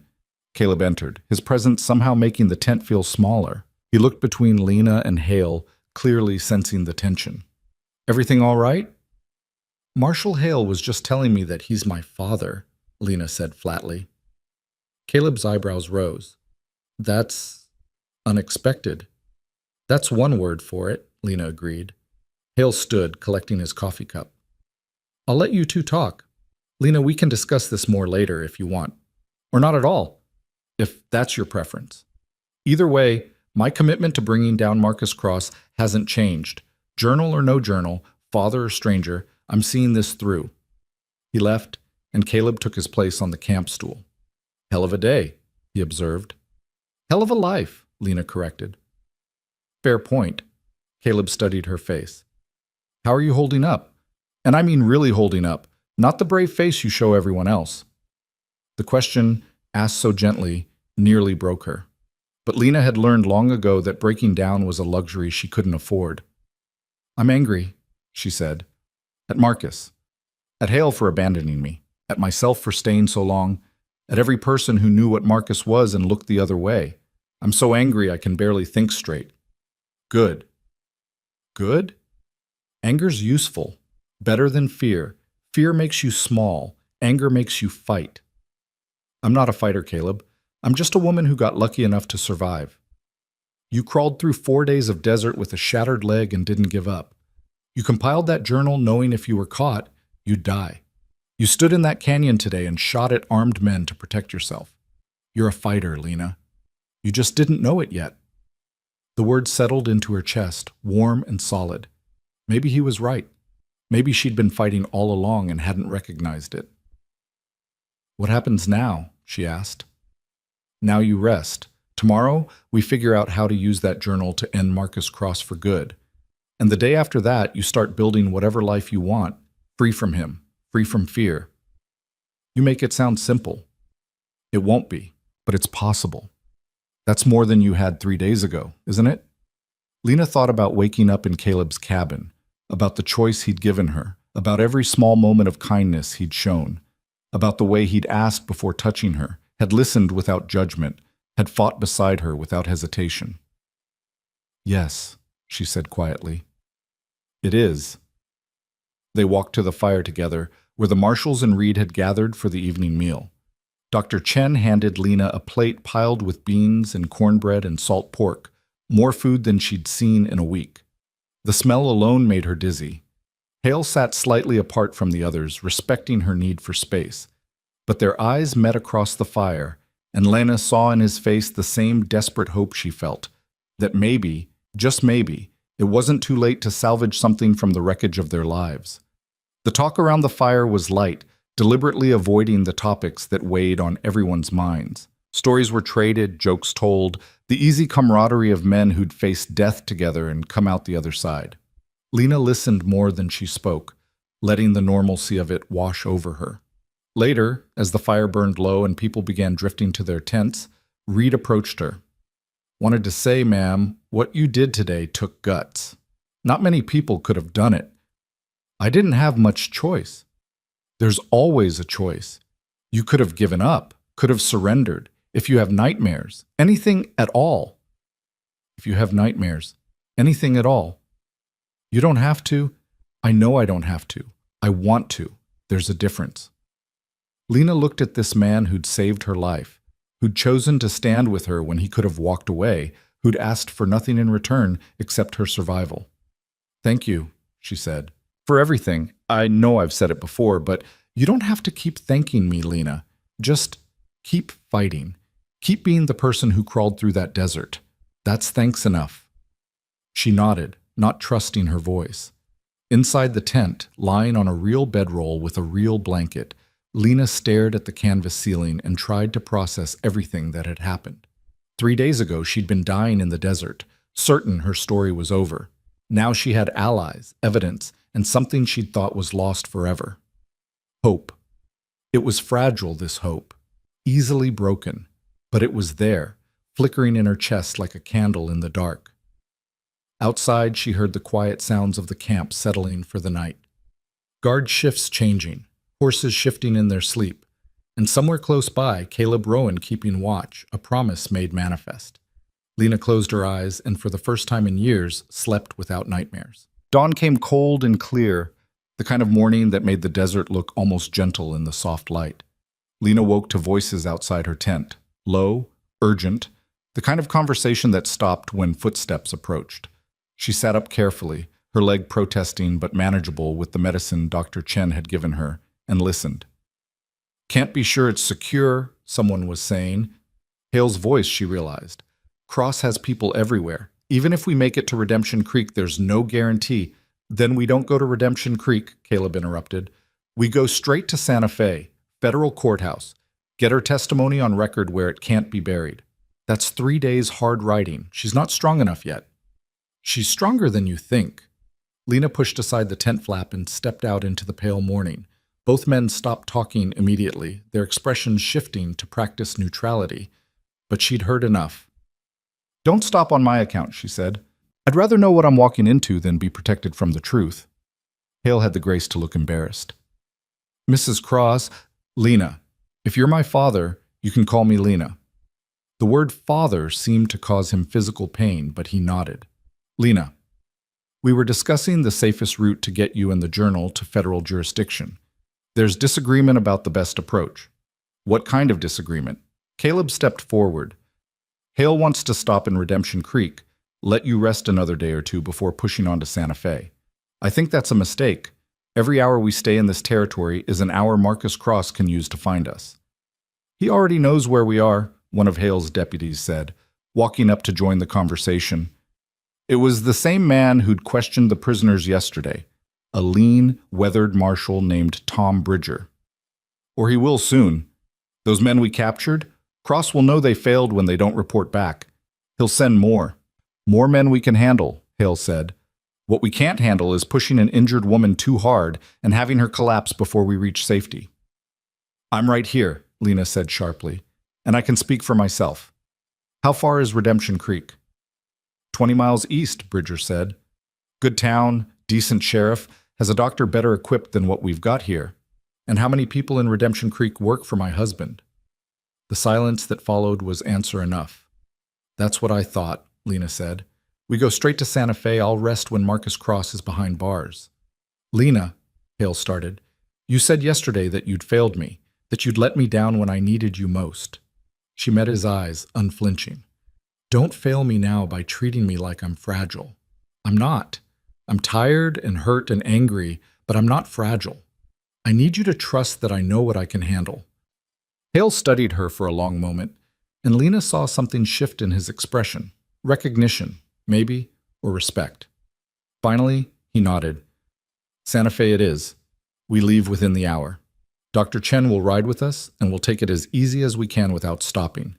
3 days if the weather holds, 4 if we run into trouble." He turned to his deputies. "Break camp. Travel light and fast. Bridger, you and Matthews take point. Reed, you're our tracker. I want you ranging ahead, looking for signs of ambush. Rowan." "I'll stay with Lena," Caleb said before Hale could finish. "That was going to be my suggestion." The camp came alive with efficient activity. Tents came down, supplies were packed, horses were saddled. Lena watched it all with a strange sense of detachment, as if she were observing someone else's life. Just a week ago, she'd been a prisoner in her own home, certain she would die without ever escaping Marcus's control. Now she was surrounded by federal marshals preparing to transport her across hostile territory to testify against the most powerful man in 3 states. The absurdity of it made her want to laugh or cry. Maybe both. Dr. Chen approached with a canteen and a small cloth bag. "Medicine for the pain and the infection. Take it 3 times a day with food, and drink water constantly, more than you think you need. The desert will steal every drop of moisture from your body if you let it." "Thank you." "Don't thank me yet. Wait until we reach Santa Fe alive. Then you can buy me a drink." The doctor smiled, but her eyes were serious. "You're doing a brave thing, Lena. Don't let anyone tell you different." They rode out as the sun cleared the eastern horizon, 9 riders moving in a loose formation that allowed them to respond quickly to threats from any direction. Reed ranged ahead on his fast sorrel, disappearing and reappearing like a ghost, reading the land with the expertise of someone who'd spent his life learning its secrets. Bridger and Matthews rode point, rifles across their saddles, eyes constantly scanning. The other deputies formed a protective circle around Lena, Hale, Caleb, and Dr. Chen. The land they crossed was harsh and beautiful, red rock formations that looked like sleeping giants, vast stretches of sage and creosote, distant mountains that shimmered in the heat. It was a landscape that had no patience for weakness, no sympathy for failure. You survived here by being harder than the land itself, or you became part of its bones. They'd been riding for 2 hours when Reed came galloping back, his expression grim. "Riders," he said without preamble. "Maybe a dozen, coming from the southeast, moving fast and deliberate." "How far?" Hale asked. "An hour, maybe less if they push hard. Could be coincidence. Could be travelers. Could be, Reed agreed. But they changed direction when they picked up our trail. That's not travelers. Hale cursed quietly. Options. Caleb spoke up. There's a box canyon about 3 miles north. Narrow entrance, wide interior, only one way in or out. We could ford up there, force them to come at us on our terms. Or we could be trapped, Bridger pointed out. Trapped with high ground and defensive positions. Better than being caught in the open. Hale looked at Lena. Your call. We can run and hope to outpace them, or we can dig in and fight. Lena thought about the journal in her saddlebag, about the names and crimes it contained, about the lives that depended on it reaching Santa Fe. Thought about running, always running, letting fear make her decisions. We fight, she said. I'm done running. The box canyon was exactly as Caleb had described, a narrow cleft in the rock face that opened into a natural amphitheater about 100 yards across. The walls rose steep and sheer on 3 sides, offering excellent defensive positions. Fresh water trickled from a spring at the back, and there was enough scrub brush to provide cover. Good eye, Rowan, Hale said as they dismounted. How'd you know about this place? Used to patrol this territory before I quit. Memorized every canyon, every water source, every place a man could hide or make a stand. Old habits. They positioned themselves quickly, marshals taking elevated positions among the rocks, while Dr. Chen stayed with the horses at the rear of the canyon. Lena found herself behind a boulder next to Caleb, Winchester loaded and ready, trying not to think about the last time she'd fired at another human being. You don't have to do this, Caleb said quietly. You can stay back with Dr. Chen. No one would think less of you. I would, Lena replied. I need to do this. Need to prove to myself that I can. He nodded, understanding in his eyes. Then stay behind cover, pick your targets carefully, and remember, shooting at someone who's shooting at you isn't murder, it's survival. The wait was excruciating. Minutes stretched like hours while the sun climbed higher and the temperature rose. Lena could feel sweat trickling down her back, could hear her own heartbeat thundering in her ears. Every shadow seemed threatening, every sound magnified. Then Reed's voice carried from his position at the canyon entrance. Here they come! The riders appeared as a dark mass against the pale desert, moving in a loose line that spoke of military training or long experience with violence. As they drew closer, Lena could make out details. 12 men, all heavily armed, all moving with the confidence of people who expected an easy victory. They stopped about 200 yards from the canyon entrance. One of them, a tall man with a silver beard and an expensive saddle, rode forward alone. U.S. Marshal Hale, he called out. My name is Colonel Wesley Thorne, formerly of the 3rd Cavalry. I'm here on behalf of Marcus Cross to retrieve his wife and stolen property, send her out peacefully, and there's no need for bloodshed. Hale stood from his position, making himself visible but keeping to cover. Colonel Thorne, I know who you are. You were dishonorably discharged 5 years ago for selling military supplies to outlaws. You've got no authority here. I've got 12 armed men and a legitimate grievance. Marcus Cross's wife is mentally unstable. She stole from him and fled. He just wants her returned safely so she can receive medical treatment. That's a lie, Lena breathed, but even she was surprised by how plausible it sounded. How many times had Marcus used similar stories to explain away inconvenient truths? Mrs. Cross is under federal protection as a witness, Hale shouted back. And that's not stolen property. It's evidence of criminal activity. You're interfering with a federal investigation. Turn around and ride away or I'll have every man here arrested. Thorne laughed, the sound carrying clearly in the still air. You're a long way from federal jurisdiction, Marshal. Out here, the only law is the one with the most guns. Last chance, send out the woman. Not happening. Your funeral. Thorne wheeled his horse and rode back to his men. They conferred briefly, then began to spread out, looking for approaches to the canyon entrance. Lena could see them pointing, gesturing, planning their assault with practiced efficiency. They're going to rush us, Bridger said from his position. Probably send half straight in while the others provide covering fire. Let them, Hale said calmly. This canyon's a killing ground. They come in bunched up. We'll cut them down before they reach cover. But Thorne was smarter than that. Instead of a frontal assault, he sent his men in pairs, using the rocks and scrub for cover, advancing slowly and methodically. Each pair would move while the others provided suppressing fire, a leapfrog approach that minimized their exposure. "Disciplined," Caleb muttered. "These aren't hired thugs, these are soldiers." The first shot came from Matthew's position, aimed at a rider who'd gotten too bold. It missed, sparking off rock, but it opened the floodgates. Suddenly the air was full of gunfire, bullets whining off stone, ricocheting in unpredictable directions. Lena pressed herself against the boulder, trying to spot targets through the chaos.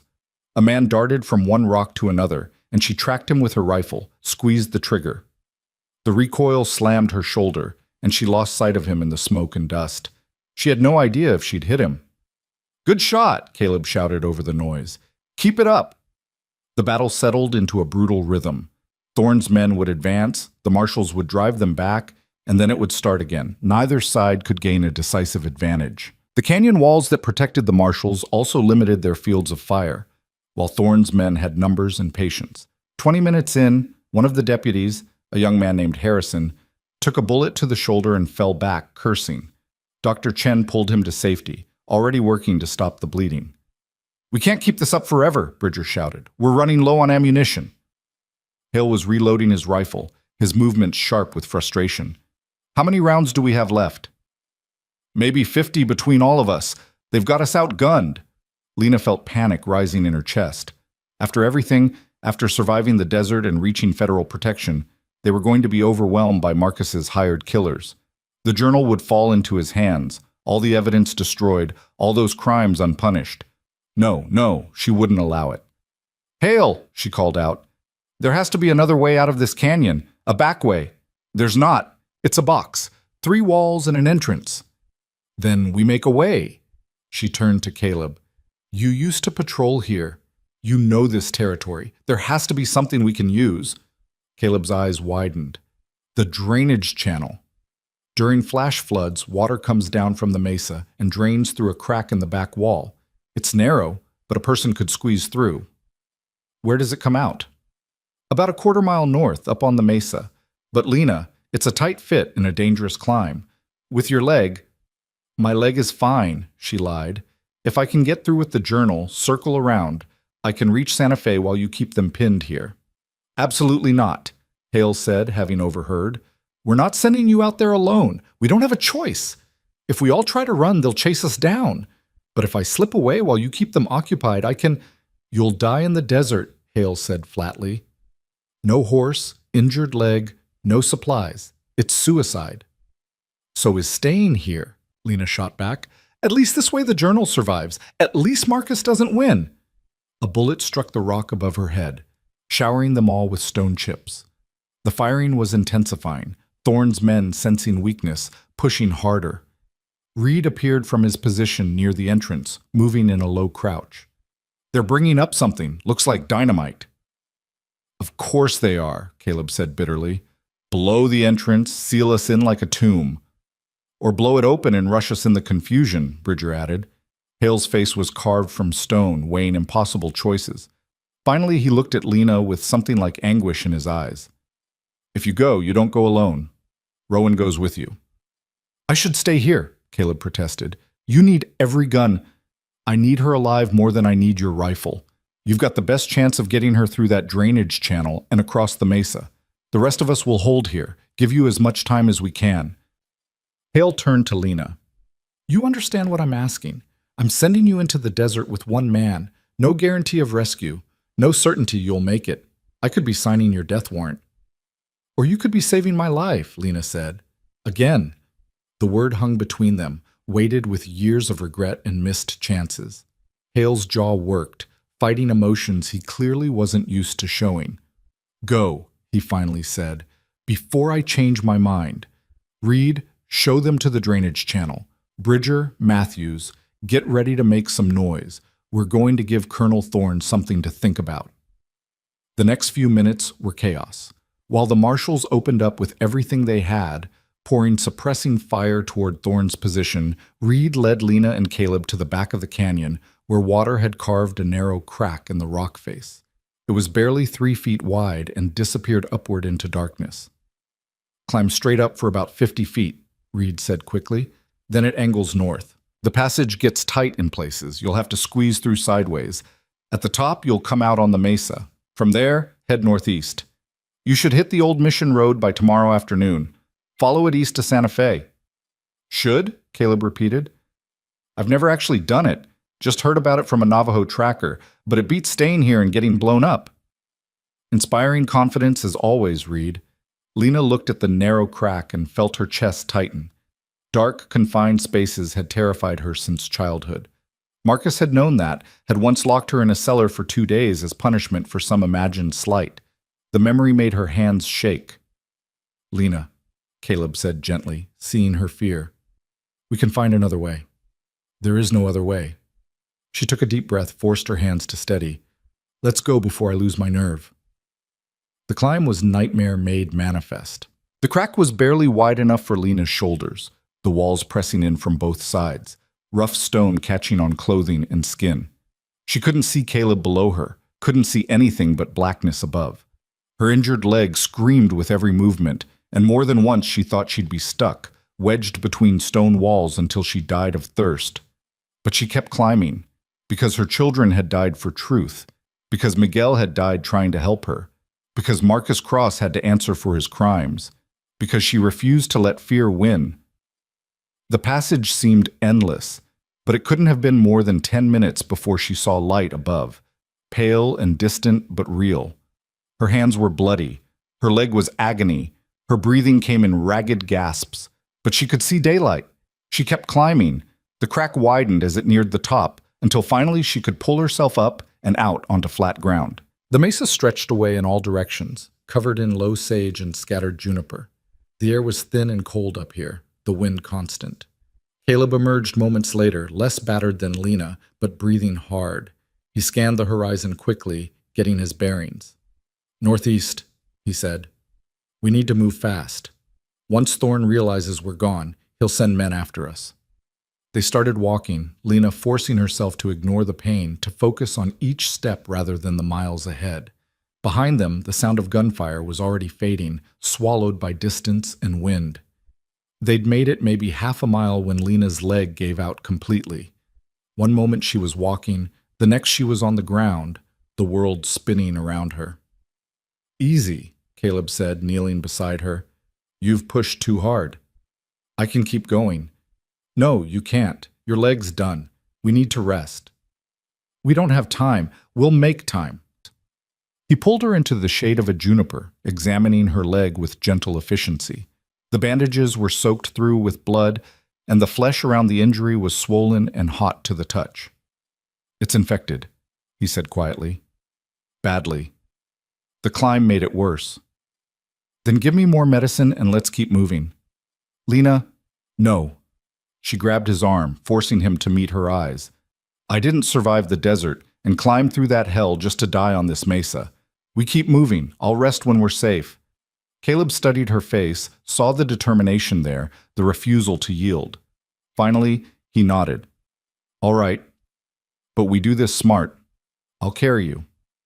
You can't carry me all the way to Santa Fe. Then I'll carry you as far as I can and we'll figure out the rest. Before she could protest, he'd lifted her carefully, cradling her against his chest like a child.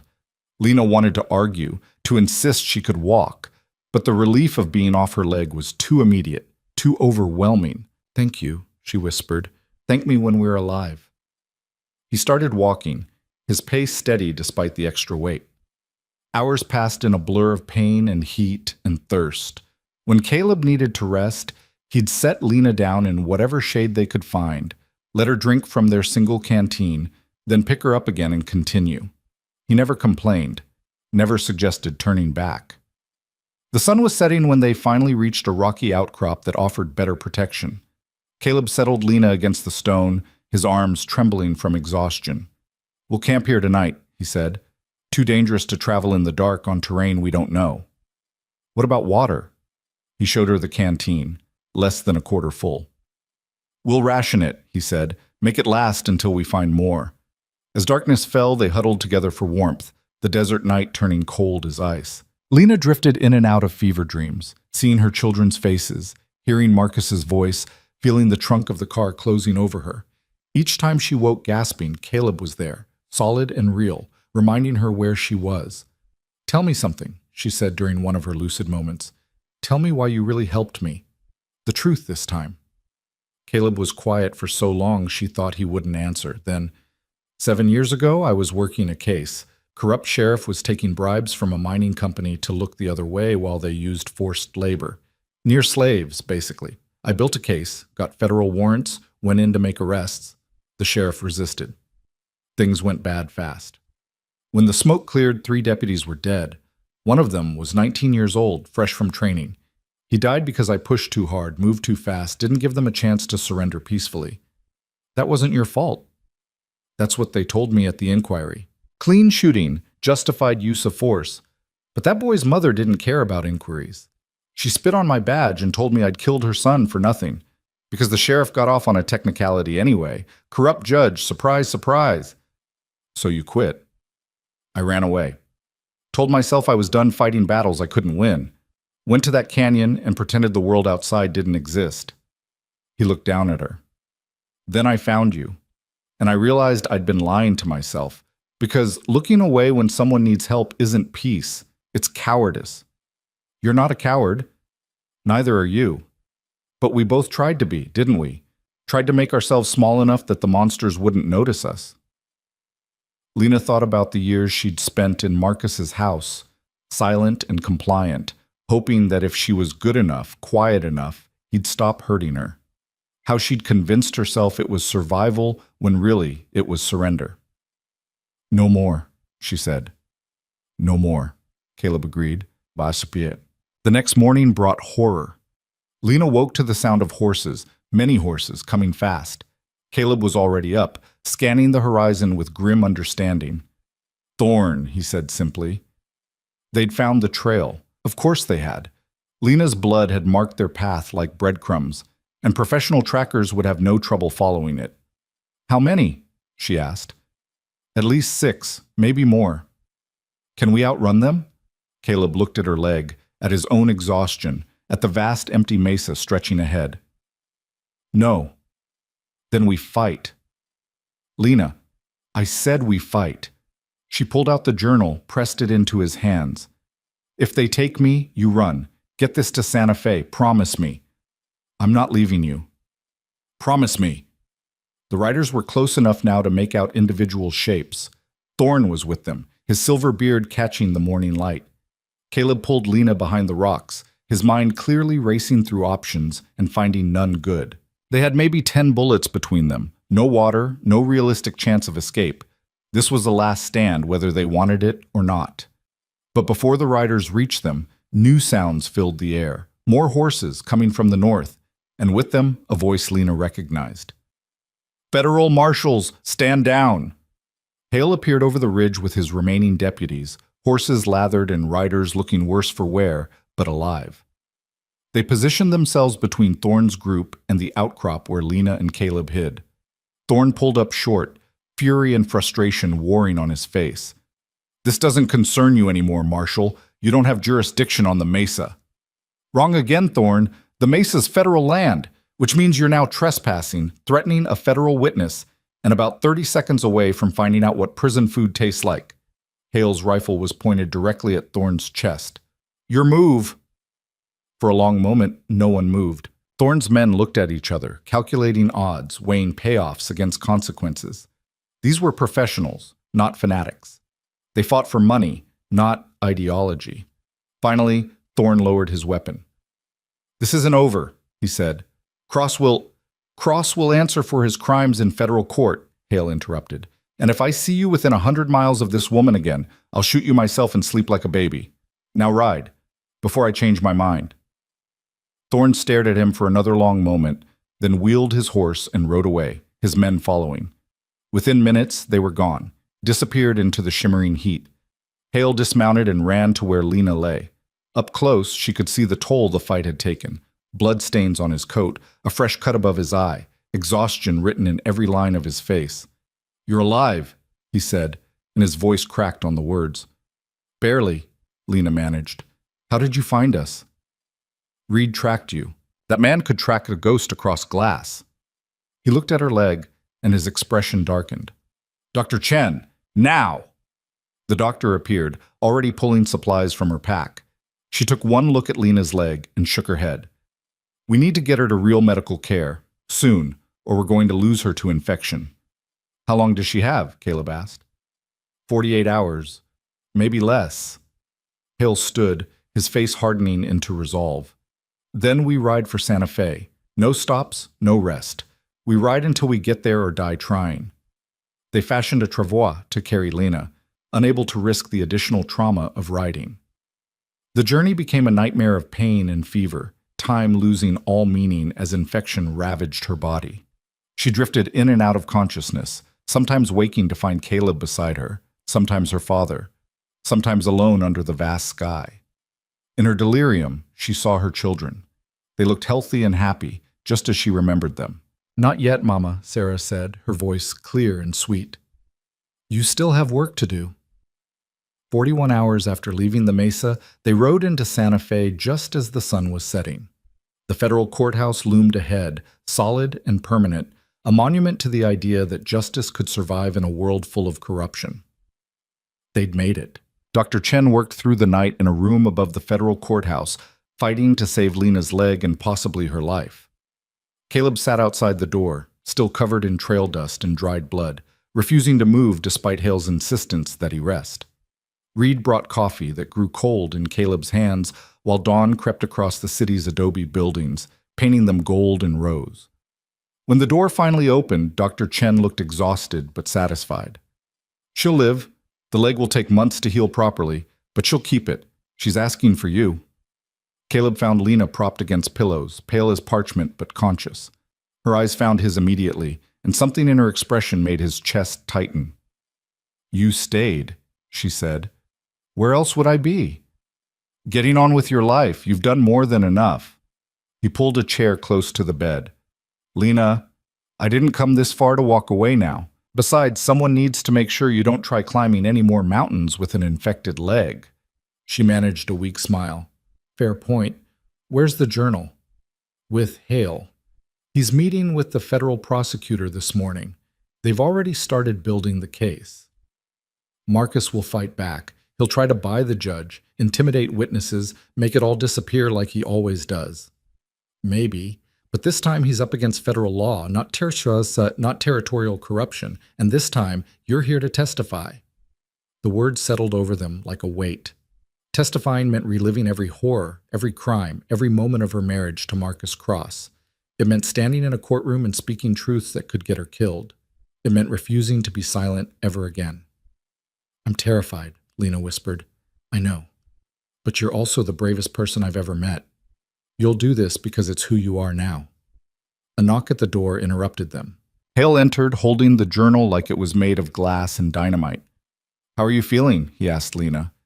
Like I crawled through hell, which I suppose I did. Well, you're about to do something even harder. The prosecutor wants to meet with you this afternoon. Start taking your statement. Are you up for it? Lena looked at Caleb, then back at her father. Do I have a choice? There's always a choice. But Marcus Cross received word that you're alive and in Santa Fe. His lawyers are already filing motions, claiming you're mentally unstable, that the journal is fabricated, that this is all a vindictive plot by a disturbed wife. We need your testimony to counter that narrative. Of course that's what he'd say. Lena's hands clenched the blanket. He spent years convincing everyone I was fragile, unreliable, prone to hysteria. It's the perfect defense. Which is why we need you strong and clear when you testify. The prosecutor's name is Margaret Hayes. She's tough, fair, and she doesn't lose cases. But she needs the truth, all of it, in your own words. The afternoon brought Margaret Hayes, a woman in her 50s with silver-streaked hair and eyes that missed nothing. She set up in Lena's room with a stenographer, treating the space like a courtroom. Mrs. Cross, I need you to understand something before we begin, Hayes said without preamble. Your husband is one of the most powerful men in the territory. He has resources, connections, and no moral limitations. Taking him to trial will be dangerous, difficult, and deeply unpleasant. Are you prepared for that? I watched him murder our children, Lena said quietly. Nothing could be more unpleasant than that. Hayes studied her for a long moment, then nodded. Then let's begin. Start at the beginning. How did you meet Marcus Cross? The story poured out. 17-year-old Lena, orphaned and alone after her aunt's death, meeting the charming businessman who promised security and comfort. The wedding, 3 months later. The slow realization that Marcus's charm concealed something cold and calculating. The first time he'd hit her, apologizing with tears and promises it would never happen again. The pattern that followed, violence, apology, gifts, then more violence. When did you first become aware of his criminal activities? Hayes asked. I always knew he bent rules, made deals that seemed questionable. But I didn't understand the scope until about 4 years ago. I overheard a conversation between Marcus and a man named Donald Pike. They were discussing a shipment of weapons to someone they called the Colonel. Marcus said the Army would never miss them, that the lieutenant handling inventory was being well compensated for his blindness. This would be the Painted Rock incident. I didn't know that then. I just knew my husband was selling weapons to dangerous people. When I read about Painted Rock in the newspaper, 17 people massacred, 6 of them children, I tried to convince myself it couldn't be connected. But Marcus celebrated that week. Bought me a diamond necklace, took me to Denver for parties and shows. He was in the best mood I'd seen in years. Because he'd just made $15,000 from the weapons that killed those people. Yes. Lena's voice broke, but she continued. I told myself I was being paranoid, that it was coincidence, because accepting the truth meant accepting that I was married to a monster, that I was living off blood money, that every comfort I enjoyed was purchased with someone else's suffering. Hayes let the silence stretch, then asked gently, when did you start keeping your own records? 6 months ago. I found his private journals in a hidden safe behind a painting in his study. He was out of town on business, and I'd always wondered what he kept locked away. The journals detailed everything: bribes, payoffs, weapons deals, witness intimidation, murders. He documented it all like a businessman recording transactions. I think he was proud of it in his own twisted way. So you began copying the information. Every entry I could, whenever he was away. I used a code at first, afraid he'd find my journal and realize what I was doing.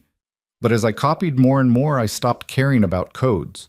I wanted it clear, undeniable, impossible to misinterpret. I wanted evidence that could destroy him.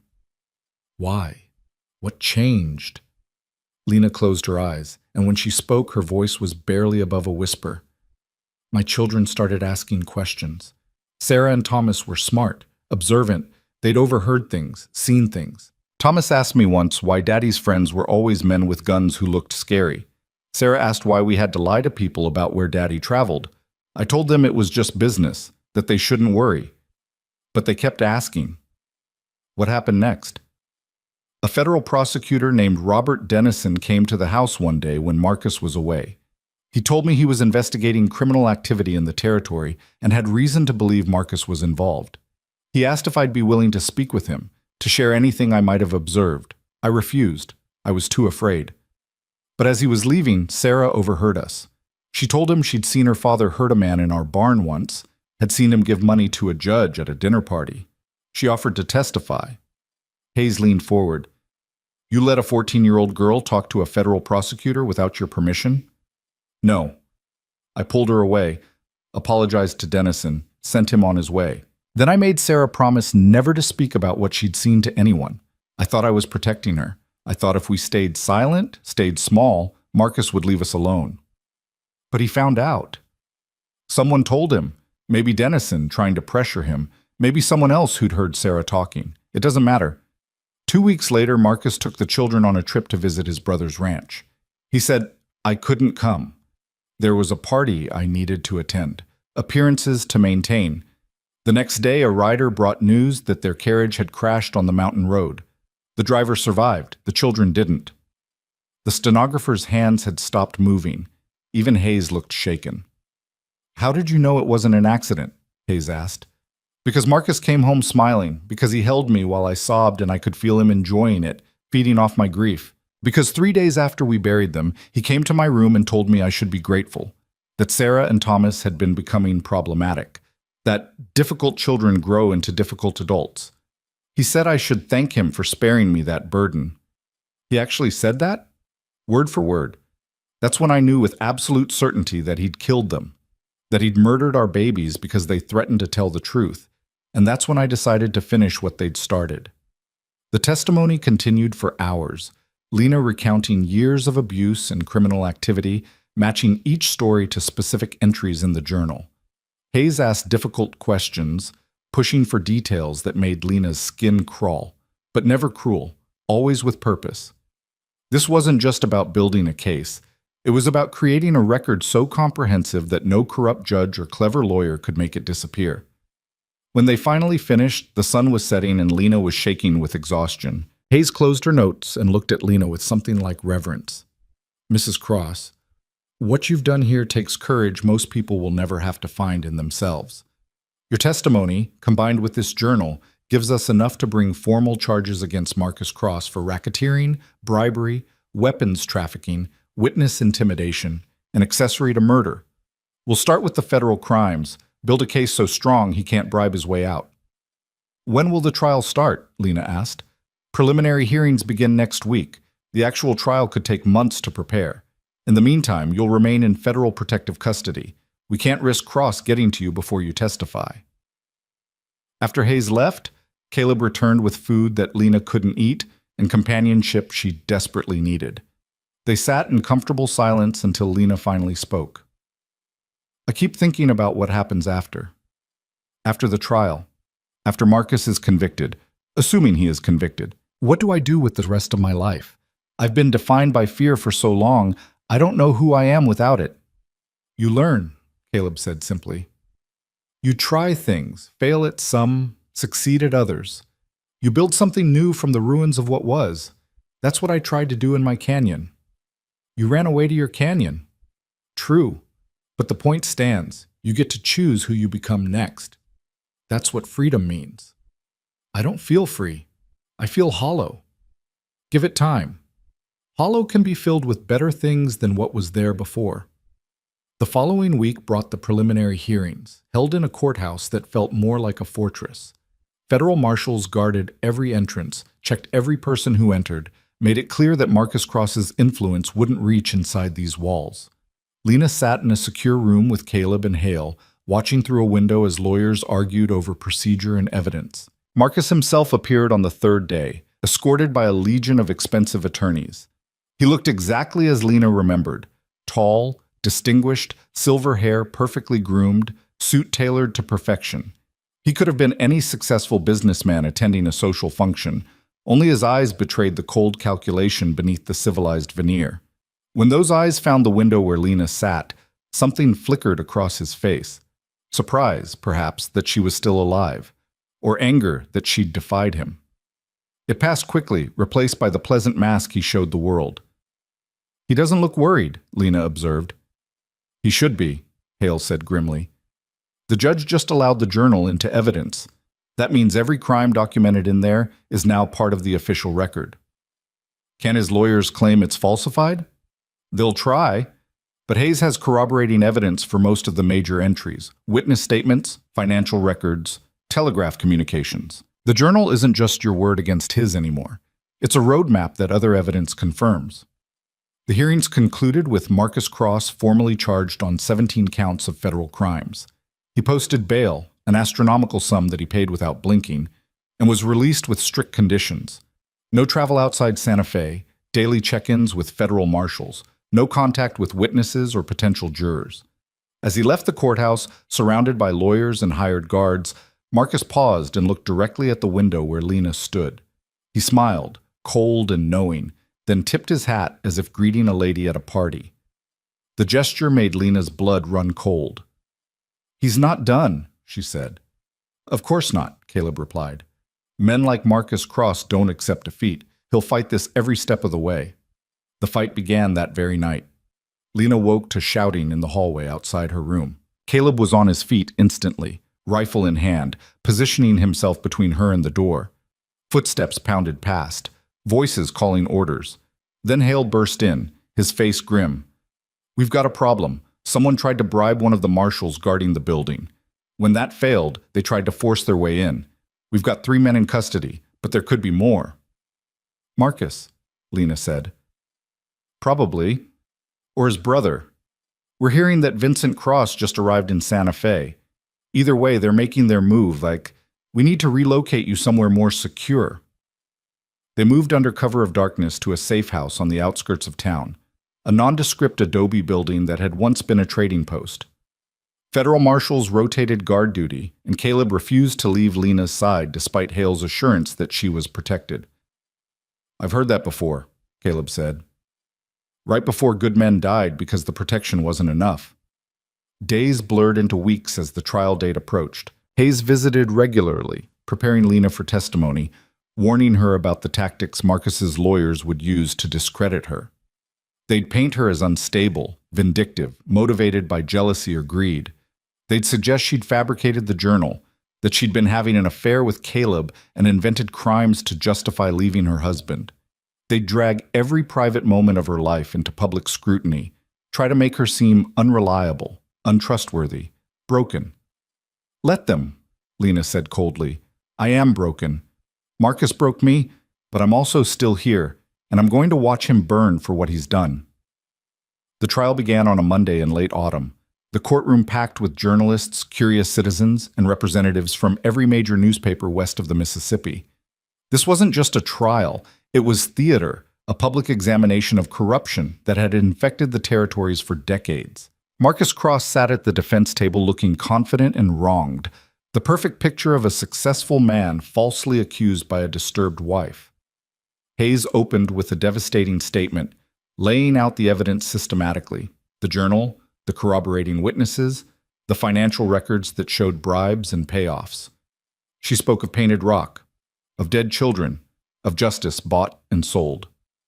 She spoke of a criminal empire built on blood. Marcus's lead attorney, a silver-tongued manipulator named Harrison Blackwell, countered with sympathy. Poor Marcus Cross, betrayed by the wife he'd loved and provided for. Poor Marcus, whose mental instability and vindictive nature had driven her to create an elaborate fiction. Poor Marcus, who'd done nothing more than be a successful businessman in a harsh land. The prosecution would have you believe my client is a monster, Blackwell said, his voice dripping with false sincerity. But I ask you to consider the source. A woman with a history of emotional fragility, who abandoned her marriage and took up with a disgraced former marshal. A woman who claims to remember detailed conversations from years ago, who supposedly copied hundreds of journal entries without her husband noticing. Does this sound credible to you? When Lena finally took the stand, the courtroom fell silent. She wore a simple dress, no jewelry, her hair pulled back severely.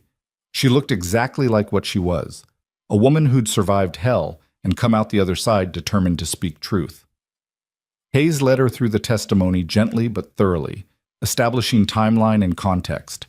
Lena spoke clearly, never embellishing, never crying, just reciting facts in a voice that grew stronger with each answer. When Hayes finished, Blackwell rose for cross-examination like a predator scenting blood. Mrs. Cross, you claim to have an excellent memory of events from years ago, yet you also testified that your husband beat you so severely you sometimes lost consciousness. Which is it? Are you reliable or damaged? Both, Lena said calmly. I'm reliable about what I witnessed, and I'm damaged by what was done to me. Those things aren't mutually exclusive. How convenient.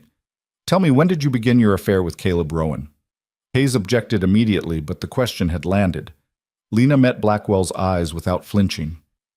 I'm not having an affair with Mr. Rowan. He saved my life and protected me, nothing more. Really?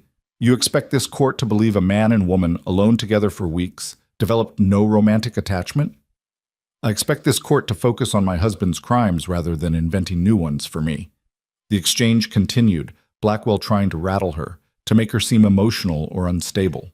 But Lena had spent years learning to hide her feelings, to present whatever face was necessary to survive. She used those skills now, remaining composed even when Blackwell brought up her children. Your son and daughter died in a tragic accident, did they not? They were murdered. According to whom? The driver testified it was an accident. The investigators found no evidence of foul play. The investigators worked for my husband. Or perhaps a grieving mother needed someone to blame for a senseless tragedy. Perhaps you couldn't accept that sometimes terrible things just happen. Lena's hands clenched in her lap, but her voice remained steady. My husband told me he killed them. He told me they'd become problematic and he'd solved the problem. Those were his exact words. He said this to you directly? Yes. And you have witnesses to this conversation? It was private. That was the point. He could say anything to me because he knew I was too afraid to repeat it. Too afraid or too aware that no one would believe such an outlandish claim? Both, Mr. Blackwell. That's how abuse works. The abuser creates a situation where the victim can't speak without being dismissed. You're demonstrating that perfectly right now. The courtroom murmured, and the judge called for order. Blackwell, slightly rattled, changed tactics. Let's discuss this journal. You claim to have copied it from your husband's private records over a period of 6 months. Yet you were supposedly terrified of him, living in constant fear. How did you find the courage to do something so dangerous? My children were dead. I had nothing left to lose except my life, and frankly, that didn't seem worth much anymore. Fear becomes less powerful when you've already lost everything that matters. How touching. And you never once considered that perhaps you were misinterpreting what you read? That legal business dealings might seem sinister to someone without understanding of commerce? Bribing judges isn't commerce, Mr. Blackwell. Neither is selling weapons to murderers or having witnesses killed. I may not have a law degree, but I know the difference between business and crime. The testimony lasted 3 days. By the end, Lena was exhausted but unbroken. She'd told her story, all of it, without apology or equivocation. The jury would either believe her or they wouldn't, but she'd done everything in her power to make the truth clear. As she left the stand, her eyes found Caleb in the gallery. He nodded once, a gesture of respect and recognition. You did it, his expression said. You stood up and you didn't break. The trial continued for weeks as Hayes called witness after witness. The young writer who'd confessed to being hired by Marcus's foreman, a clerk who'd processed suspicious financial transactions, even Colonel Thorne, who'd been offered immunity in exchange for testimony about the weapons deals. Each witness added another stone to the foundation of Marcus's guilt, building a structure too solid to collapse under the weight of doubt. Then came the moment everyone had been waiting for. Marcus Cross himself took the stand. He was masterful, playing the role of wronged husband with practiced ease. He spoke of his love for Lena, his concern for her mental state, his heartbreak when she'd disappeared. He explained every journal entry as legitimate business, misunderstood by a wife who'd never understood his work. He wept when discussing his children, claiming their death had devastated him, that Lena had never been the same after losing them. I've tried to get her help, he said, his voice breaking convincingly. But she refused treatment, insisted there was nothing wrong. I never imagined she'd go this far to hurt me. Hayes dismantled him piece by piece on cross-examination. She produced witnesses who contradicted his timeline, documents that showed his version of events was impossible, bank records that proved he'd lied about finances. But Marcus was slippery, always having an explanation, always deflecting, until Hayes asked about Painted Rock. Mr. Cross, where were you on June 15th, the day before the Painted Rock massacre? I don't recall specifically. That was 2 years ago. Really? Because I have a telegram here sent from Tucson that says you were meeting with Colonel Wesley Thorne, the same Colonel Thorne who commanded the men who carried out the massacre, the same Colonel Thorne who testified that you sold him the weapons used in the attack. Thorne is a liar trying to save himself. Is that right? Then perhaps you can explain why your personal ledger shows a payment of $15,000 on June 16th, the day after the massacre, with the notation TR successful. What does TR stand for, Mr. Cross? Marcus's composure cracked just for a moment. I don't know what you're talking about. I think you do. I think TR stands for Thorn Raid. I think you financed that massacre, provided the weapons, and celebrated when it succeeded. I think you're exactly the monster your wife described. That's absurd. Is it? Or is the absurd thing that you thought you could kill 17 people and face no consequences? That you could murder your own children and your wife would stay silent? That you could build an empire on blood and never have to answer for it? The courtroom erupted, and the judge hammered for order. Marcus sat rigid in the witness chair, his mask finally slipping to reveal the cold fury beneath. When he looked at Lena, there was no pretense left, only hatred, pure and simple. The trial concluded 3 days later with closing arguments. Blackwell made an impassioned plea for reasonable doubt, for sympathy for a man destroyed by a vindictive wife. Hayes countered with simple, devastating facts, dates, amounts, names of the dead. "Ladies and gentlemen of the jury," she said in closing, "you have before you a choice. You can believe that Lana Cross is a disturbed woman who fabricated an elaborate conspiracy against her loving husband. Or you can believe the evidence, the journal, the witnesses, the financial records, the bodies. 17 people died at Painted Rock. Sarah and Thomas Cross died on a mountain road. Miguel Santos died trying to protect a woman fleeing for her life. How many more people need to die before Marcus Cross faces justice?" The jury deliberated for 18 hours. When they returned, every face was solemn. The foreman stood, a weathered rancher with calloused hands and clear eyes. "In the matter of the United States versus Marcus Cross on the charge of racketeering, how do you find?" "Guilty." "On the charge of bribery of federal officials?" "Guilty." "On the charge of weapons trafficking?" "Guilty." The guilty verdicts continued, 17 in total, 1 for each life lost at Painted Rock. Marcus sat motionless as his empire crumbled, his face carved from stone. Only his hands betrayed him, clenched so tightly the knuckles had gone white. The judge set sentencing for the following week. As marshals led Marcus away, he stopped beside the table where Lena sat with Hayes. His voice was barely a whisper, meant only for her. "This isn't over. Vincent will finish what I started. You'll never be safe." Then he was gone, and Lena could finally breathe. Marcus's threat echoed in Lena's mind long after the marshals had taken him away. Vincent Cross, Marcus's younger brother, the calculating shadow who'd built the financial infrastructure that made the empire possible. While Marcus had been the public face, charming investors and intimidating rivals, Vincent had been the architect, moving money through shell companies and offshore accounts, ensuring that even if Marcus fell, the enterprise would survive. Hale confirmed her fears that evening at the safe house. Vincent arrived in Santa Fe this morning, checked into the finest hotel, brought 6 armed men with him, and immediately started hiring lawyers. He's not trying to free Marcus. He's trying to distance himself from the charges, claim he was a legitimate businessman who had no knowledge of his brother's crimes. "Will it work?" Lena asked. "Probably." Vincent was careful, kept his hands clean on paper. "We can prove he handled Marcus's finances, but proving he knew those finances came from criminal activity is harder. He'll claim ignorance, say he trusted his brother, pay some fines, and walk away." "That's not justice." "No," Hale agreed, "but it's the law."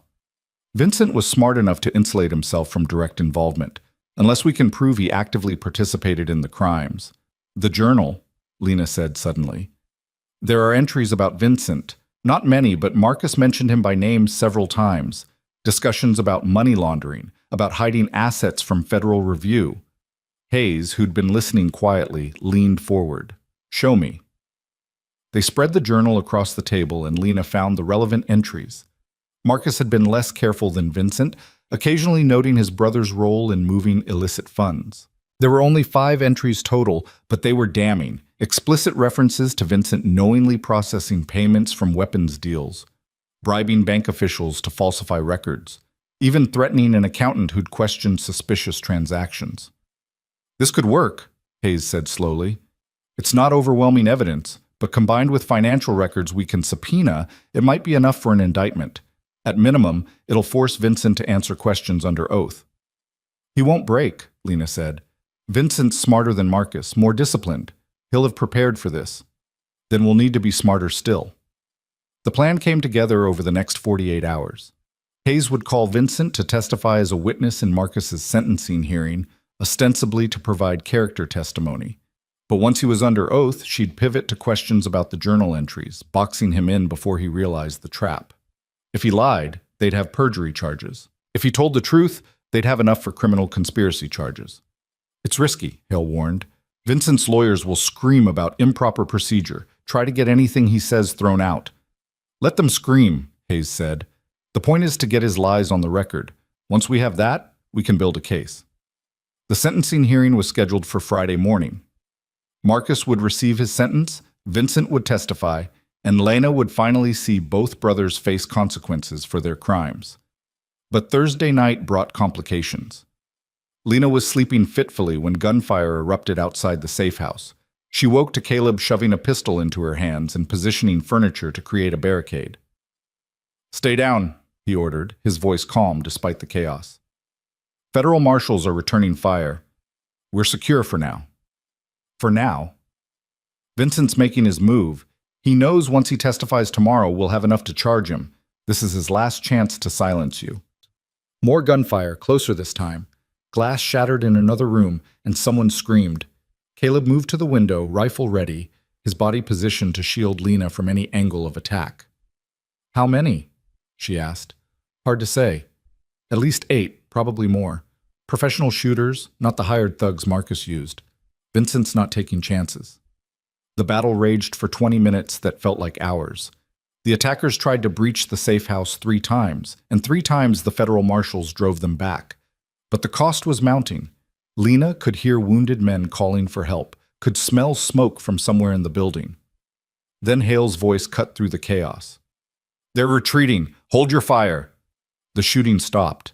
In the sudden silence, Lena could hear her own heartbeat, could feel Caleb's hand steady on her shoulder. "You all right?" he asked. "I'm alive. That seems to be my specialty these days." Despite everything, he smiled. When dawn came, the safe house looked like a war zone. 2 marshals were wounded, 1 seriously. The attackers had left 3 dead behind when they'd fled, all of them known criminals with ties to Vincent's business operations. The evidence was circumstantial but compelling. Vincent Cross had just attempted to murder a federal witness. "He's done," Hale said, surveying the damage. "Even with the best lawyers, he can't explain this away. We've got witnesses, bodies, and a clear motive. Vincent's going to prison right alongside his brother." But Vincent Cross hadn't survived decades in criminal enterprise by being predictable. That morning, as federal marshals surrounded his hotel to arrest him, they found his rooms empty. He'd fled during the night, taking his men and presumably a fortune in hidden assets. "He ran," Lena said when she heard the news. "Just like Marcus said he would. Vincent's finishing what Marcus started by disappearing." "He can't run forever," Hale insisted. "We've alerted every federal marshal west of the Mississippi, every port, every border crossing. He'll surface eventually, and when he does, he'll be somewhere you can't touch him, Mexico maybe, or South America. He's probably been planning this escape for years, just in case." Margaret Hayes, ever practical, redirected the conversation. "Then we focus on what we can control. Marcus's sentencing is today. Let's finish what we started." The courtroom was packed for Marcus Cross's sentencing. Journalists filled every available seat, sketching artists worked frantically to capture the scene, and armed marshals lined the walls. The judge, a stern woman named Harriet Morrison, who'd built her reputation on incorruptible integrity, entered to immediate silence. Marcus was led in wearing prison clothes, his expensive suits and polished appearance stripped away.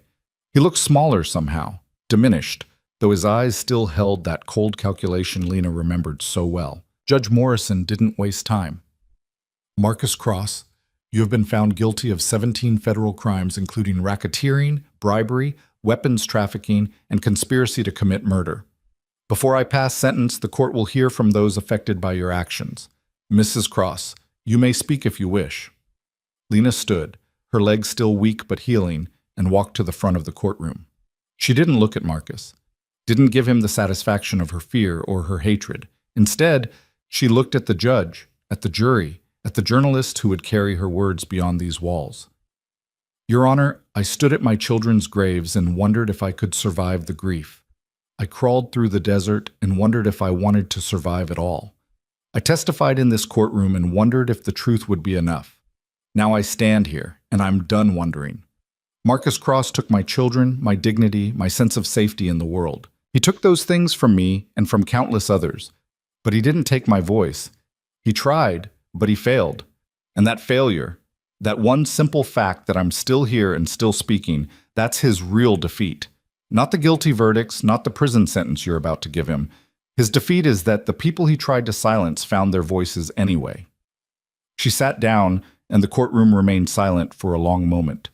Then Judge Morrison spoke. her voice carrying the weight of absolute authority. Marcus Cross, I have presided over many trials in my 30 years on the bench. I have seen evil in many forms, but rarely have I encountered someone who combined such calculated cruelty with such utter disregard for human life. You murdered children, including your own. You armed killers who massacred innocents. You corrupted institutions meant to protect the vulnerable and used them to increase your own power. The law provides maximum sentences for each crime you committed. I intend to impose every single one, to be served consecutively, not concurrently. You are hereby sentenced to 140 years in federal prison without possibility of parole. You will die in prison, Mr. Cross, and the world will be better for it. Marcus's composure finally cracked. You can't. This is excessive. My lawyers will appeal. Appeal all you want, Judge Morrison said coldly. The sentence stands. Marshals, remove him. As they dragged Marcus away, he screamed threats and curses. The civilized mask completely shattered. Lena watched him go without emotion. He was already gone from her life, already irrelevant. What remained was figuring out how to live with the space he'd left behind. The celebration that night was subdued. The marshals gathered at a local saloon, buying rounds and toasting justice served. Lena sat with Caleb in a quiet corner, nursing a whiskey she barely touched. You did it, Caleb said. You brought down an empire. We did it. I couldn't have survived without you. Sure you could have. You survived 4 days in the desert before I found you. You're the strongest person I know. I don't feel strong. I feel empty. Like I spent so long preparing to fight that now I don't know what to do with peace. Caleb understood that better than most. You fill the emptiness with something better. You build something new. Like what? I have no home, no family, no... She stopped, seeing his expression. I have you, and Hale, and everyone who helped me get here. That's not nothing. That's everything, Caleb corrected. The door to the saloon crashed open, and Reed stumbled in, breathing hard. Vincent Cross! He's here in Santa Fe. Someone spotted him at the train station 20 minutes ago. The celebration evaporated instantly. Hale was on his feet, organizing marshals, issuing orders. Reed, you're sure it was him? Positive. He was trying to board the eastbound train, probably figured we'd be watching the southern routes to Mexico. He ran when he was spotted. Where is he now? Last seen heading toward the old mission. He's trapped. We've got men covering every exit from that part of town. Hale turned to his deputies. Bridger, Matthews, you're with me. Reed, stay here and coordinate. If Cross slips past us, I want to know immediately. He looked at Caleb. Keep Lena safe. This might be Vincent's last play. If he can't escape, he might try to finish what his brother started. Understood. As the marshals rushed out, Lena felt a cold certainty settle over her. He's not trying to escape. He's coming here. What? Think about it. Vincent's too smart to get spotted by accident. He wanted us to know he's here, wanted to draw the marshals away. Now we're sitting in a saloon with minimal protection, and everyone knows I'm here. Caleb's expression hardened. You're right. We need to move now. But before they could stand, the saloon's back door exploded inward. Vincent Cross stepped through, flanked by 2 armed men, a pistol in his hand pointed directly at Lena. Hello, sister-in-law, he said pleasantly. I believe we have unfinished business. The saloon's few remaining occupants scattered, diving behind furniture or fleeing through the front door. Caleb positioned himself between Lena and Vincent, his hand moving toward his holstered pistol. I wouldn't, Vincent advised. My men are faster than you, and I'd hate to kill you before you watch what happens to Mrs. Cross. What do you want, Vincent?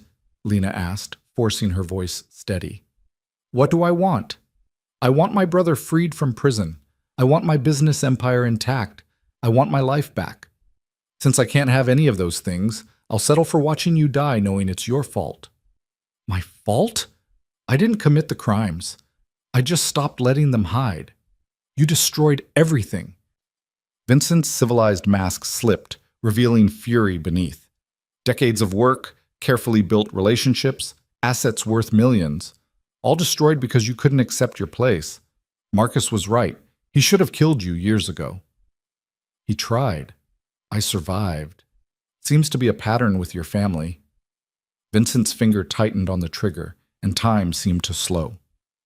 Lena saw Caleb reaching for his gun, knew he wouldn't be fast enough, saw Vincent's men tracking Caleb's movement, preparing to fire, saw her own death approaching with crystalline clarity. Then the front door of the saloon crashed open, and Evan Hale stood framed in the entrance, rifle raised. "Federal Marshal, drop your weapons!" Vincent spun toward the new threat, and in that instant of distraction, Caleb drew and fired. The shot took Vincent's gun hand, sending his pistol clattering across the floor. Vincent's men returned fire, but Hale and Bridger were already shooting, driving them back. The gunfight was brief and brutal. One of Vincent's men went down immediately. The other tried to run and was tackled by Matthews before he reached the door. Vincent himself stood clutching his shattered hand, blood streaming between his fingers, his face twisted with pain and rage. "You're under arrest," Hale said, approaching carefully, "for attempted murder of a federal witness, conspiracy, and about a dozen other charges we'll figure out on the way to prison." Vincent laughed, a bitter sound. "You think this changes anything? You think putting me in prison alongside Marcus means you've won? The Empire doesn't die just because we're gone. There are others, people you don't even know about, who'll continue the work." "Maybe," Lena said, stepping forward despite Caleb's protective gesture. "Or maybe you're just a criminal making threats because you can't accept that you lost. Either way, I'm done being afraid of you. You and Marcus took years of my life, but you don't get the rest. That's mine now." As marshals led Vincent away, Lena felt something shift inside her. A weight she'd been carrying for so long she'd forgotten it was there, suddenly lifting. Marcus was in prison. Vincent was captured. The Empire was broken. After years of fear and violence, it was finally over. She turned to Caleb, who was reloading his pistol with shaking hands. "You saved my life. Again."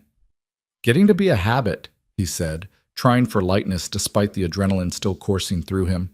"A good habit." Hale approached, his expression a mixture of relief and exhaustion. "That's twice in one day someone tried to kill you.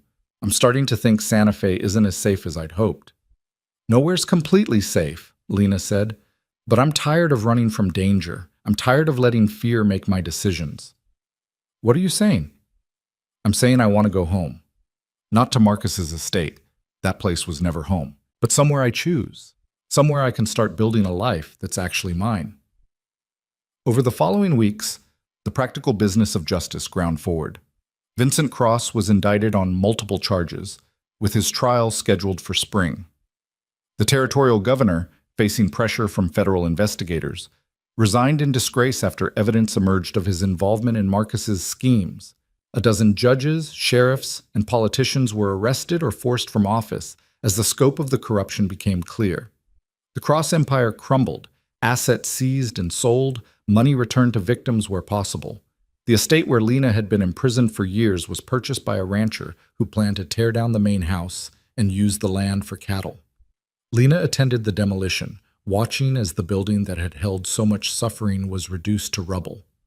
"Good riddance," she said as the walls came down. Dr. Chen, who'd accompanied her, smiled. "How's the leg?" "Healing. Slowly, but healing." "And the rest of you?" Lena considered the question. The nightmares had diminished, but hadn't stopped. She still woke sometimes expecting to find Marcus standing over her bed, still flinched at unexpected sounds. The trauma didn't disappear just because justice had been served. "Also healing," she said finally. "Slowly. That's all anyone can ask." The question of what came next occupied Lena's thoughts constantly. She had money now. Marcus's assets had been seized, but as his legal widow, she was entitled to a portion of anything deemed legitimately earned. It wasn't a fortune, but it was enough to live on, enough to start over. But start over doing what? Where? The answer came from an unexpected source. Margaret Hayes visited Lena one evening with a proposal. "I've been approached by the territorial legislature," Hayes said. "They want to create an advocacy office for victims of crime, particularly women who've suffered abuse. They need someone to run it, someone who understands what victims face and can help them navigate the legal system. I immediately thought of you." "Me? I'm not a lawyer. I don't know anything about running an office." You know what it's like to be trapped in an abusive marriage. You know how the system fails women who try to escape.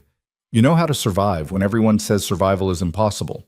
That's worth more than any law degree. Lena turned the idea over in her mind. Helping other women escape the kind of life she'd endured, giving them resources and support she'd never had, making sure no one else had to crawl through the desert to find freedom. "I'd need help," she said slowly. "Staff who know the law, connections to shelters and safe houses." "I'd volunteer my services," Hayes said immediately, "on a consulting basis, and I know several other attorneys who'd help." "Where would this office be located?" "That's up to you. Santa Fe, Albuquerque, Redemption Creek. Wherever you think you could do the most good." Lena thought of Caleb's Canyon, the place he'd built to escape the world, then thought of the safe house, the courthouse, the women who'd approached her after Marcus's trial with their own stories of abuse and desperation. "Not a city," she said. "Somewhere accessible but private. Somewhere women can come without being seen, without their husbands or fathers tracking them down." An idea was forming, fragile but real. That evening, she shared it with Caleb and Hale over dinner. "I want to buy land in the canyon country, build a refuge, not just an office, but an actual place where women can stay while they figure out their next steps. Somewhere safe, with resources, with people who understand." "Like a shelter?" Caleb asked. "More than that. A community. A place where women can heal, learn skills, get legal help, whatever they need to build independent lives. We could have a school, workshops, maybe even a small farm, something sustainable." Hale looked at her with something like pride. "That's ambitious." "I spent years doing nothing while people suffered. I'm done with that. If I can help even one woman escape what I went through, it'll be worth it." "You'll need security," Caleb pointed out. "Abusers don't give up easily. You'll have angry men showing up trying to take their wives back. Then we'll need someone who knows how to handle that. Someone with experience protecting people." She met his eyes.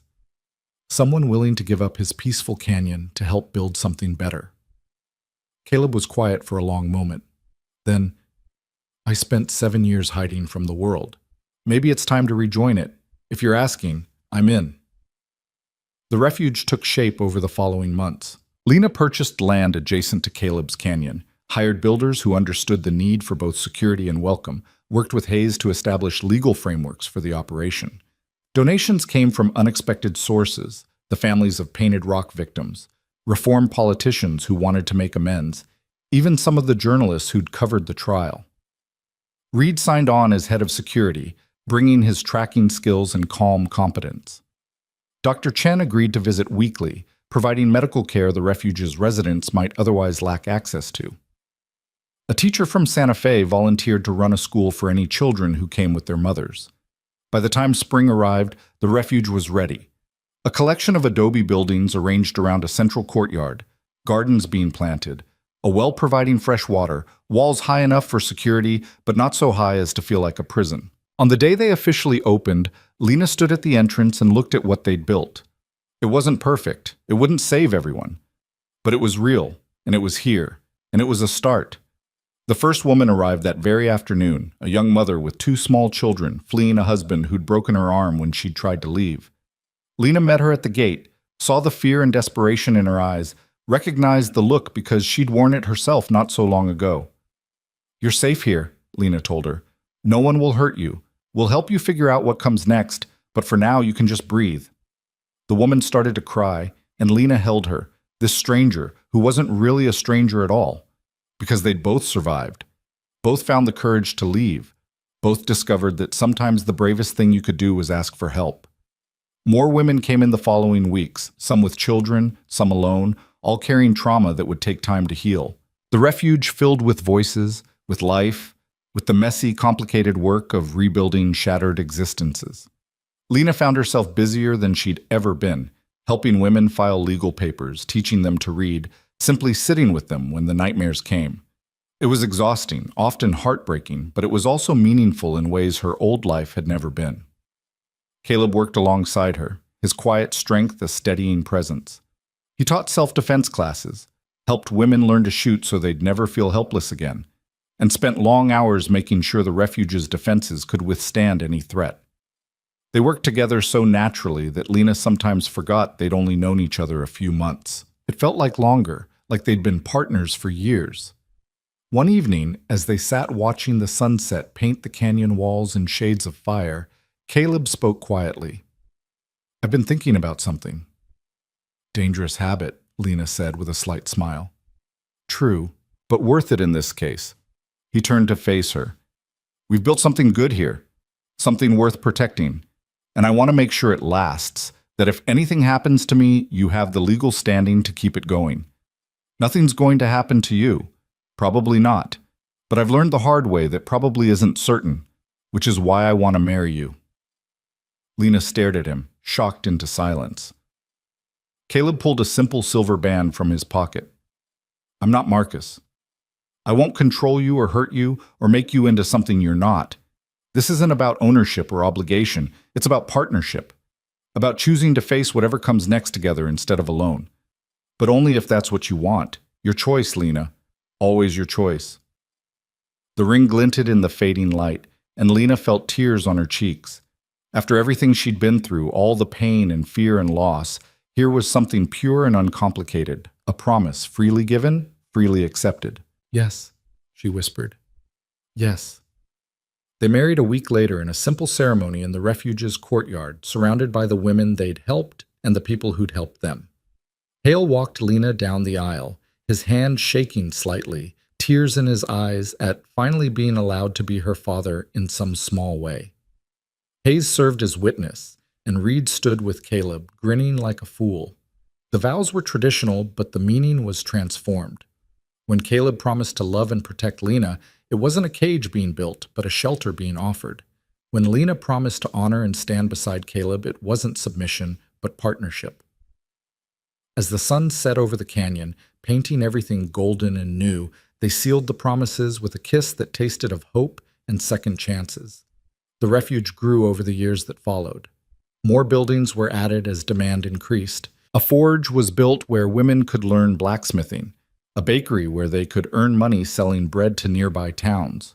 The school expanded to include literacy classes for adults who'd never been given the chance to learn.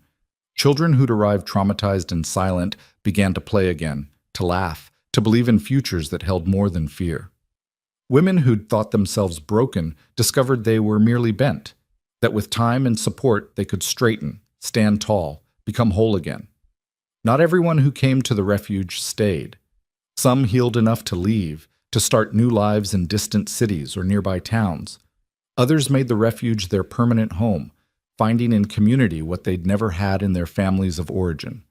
The courtyard that had been empty now rang with voices, with arguments and laughter, with the messy, beautiful noise of people learning to live again. 3 years after the refuge opened, Lena stood in the same spot where she'd welcomed that first terrified mother and watched 2 new arrivals approach.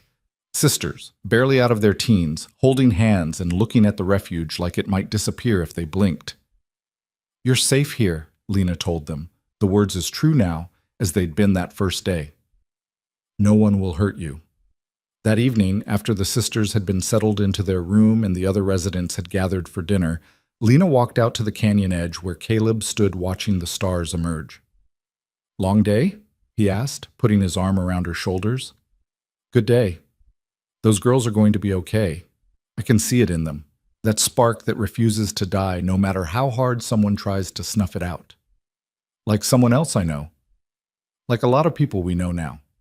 They stood in comfortable silence, and Lena thought about the journey that had brought her here, the desert that had nearly killed her, the trial that had demanded everything she had, the slow, painful work of rebuilding a life from ruins. It hadn't been easy. Some days she still woke up terrified, still saw Marcus's face in shadows, but those days grew fewer and farther between, replaced by mornings where she woke to birdsong and Caleb's steady breathing beside her, to the knowledge that she was safe and free and choosing every moment of her life. "Do you ever regret it?" she asked suddenly. "Giving up your peaceful canyon to help me build all this?" Caleb considered the question seriously, as he always did. "The canyon was peaceful," he finally said, "but it was also empty. This," he gestured toward the refuge, toward the lights in the windows and the sounds of life within, "this is full, and I'll take full over empty any day."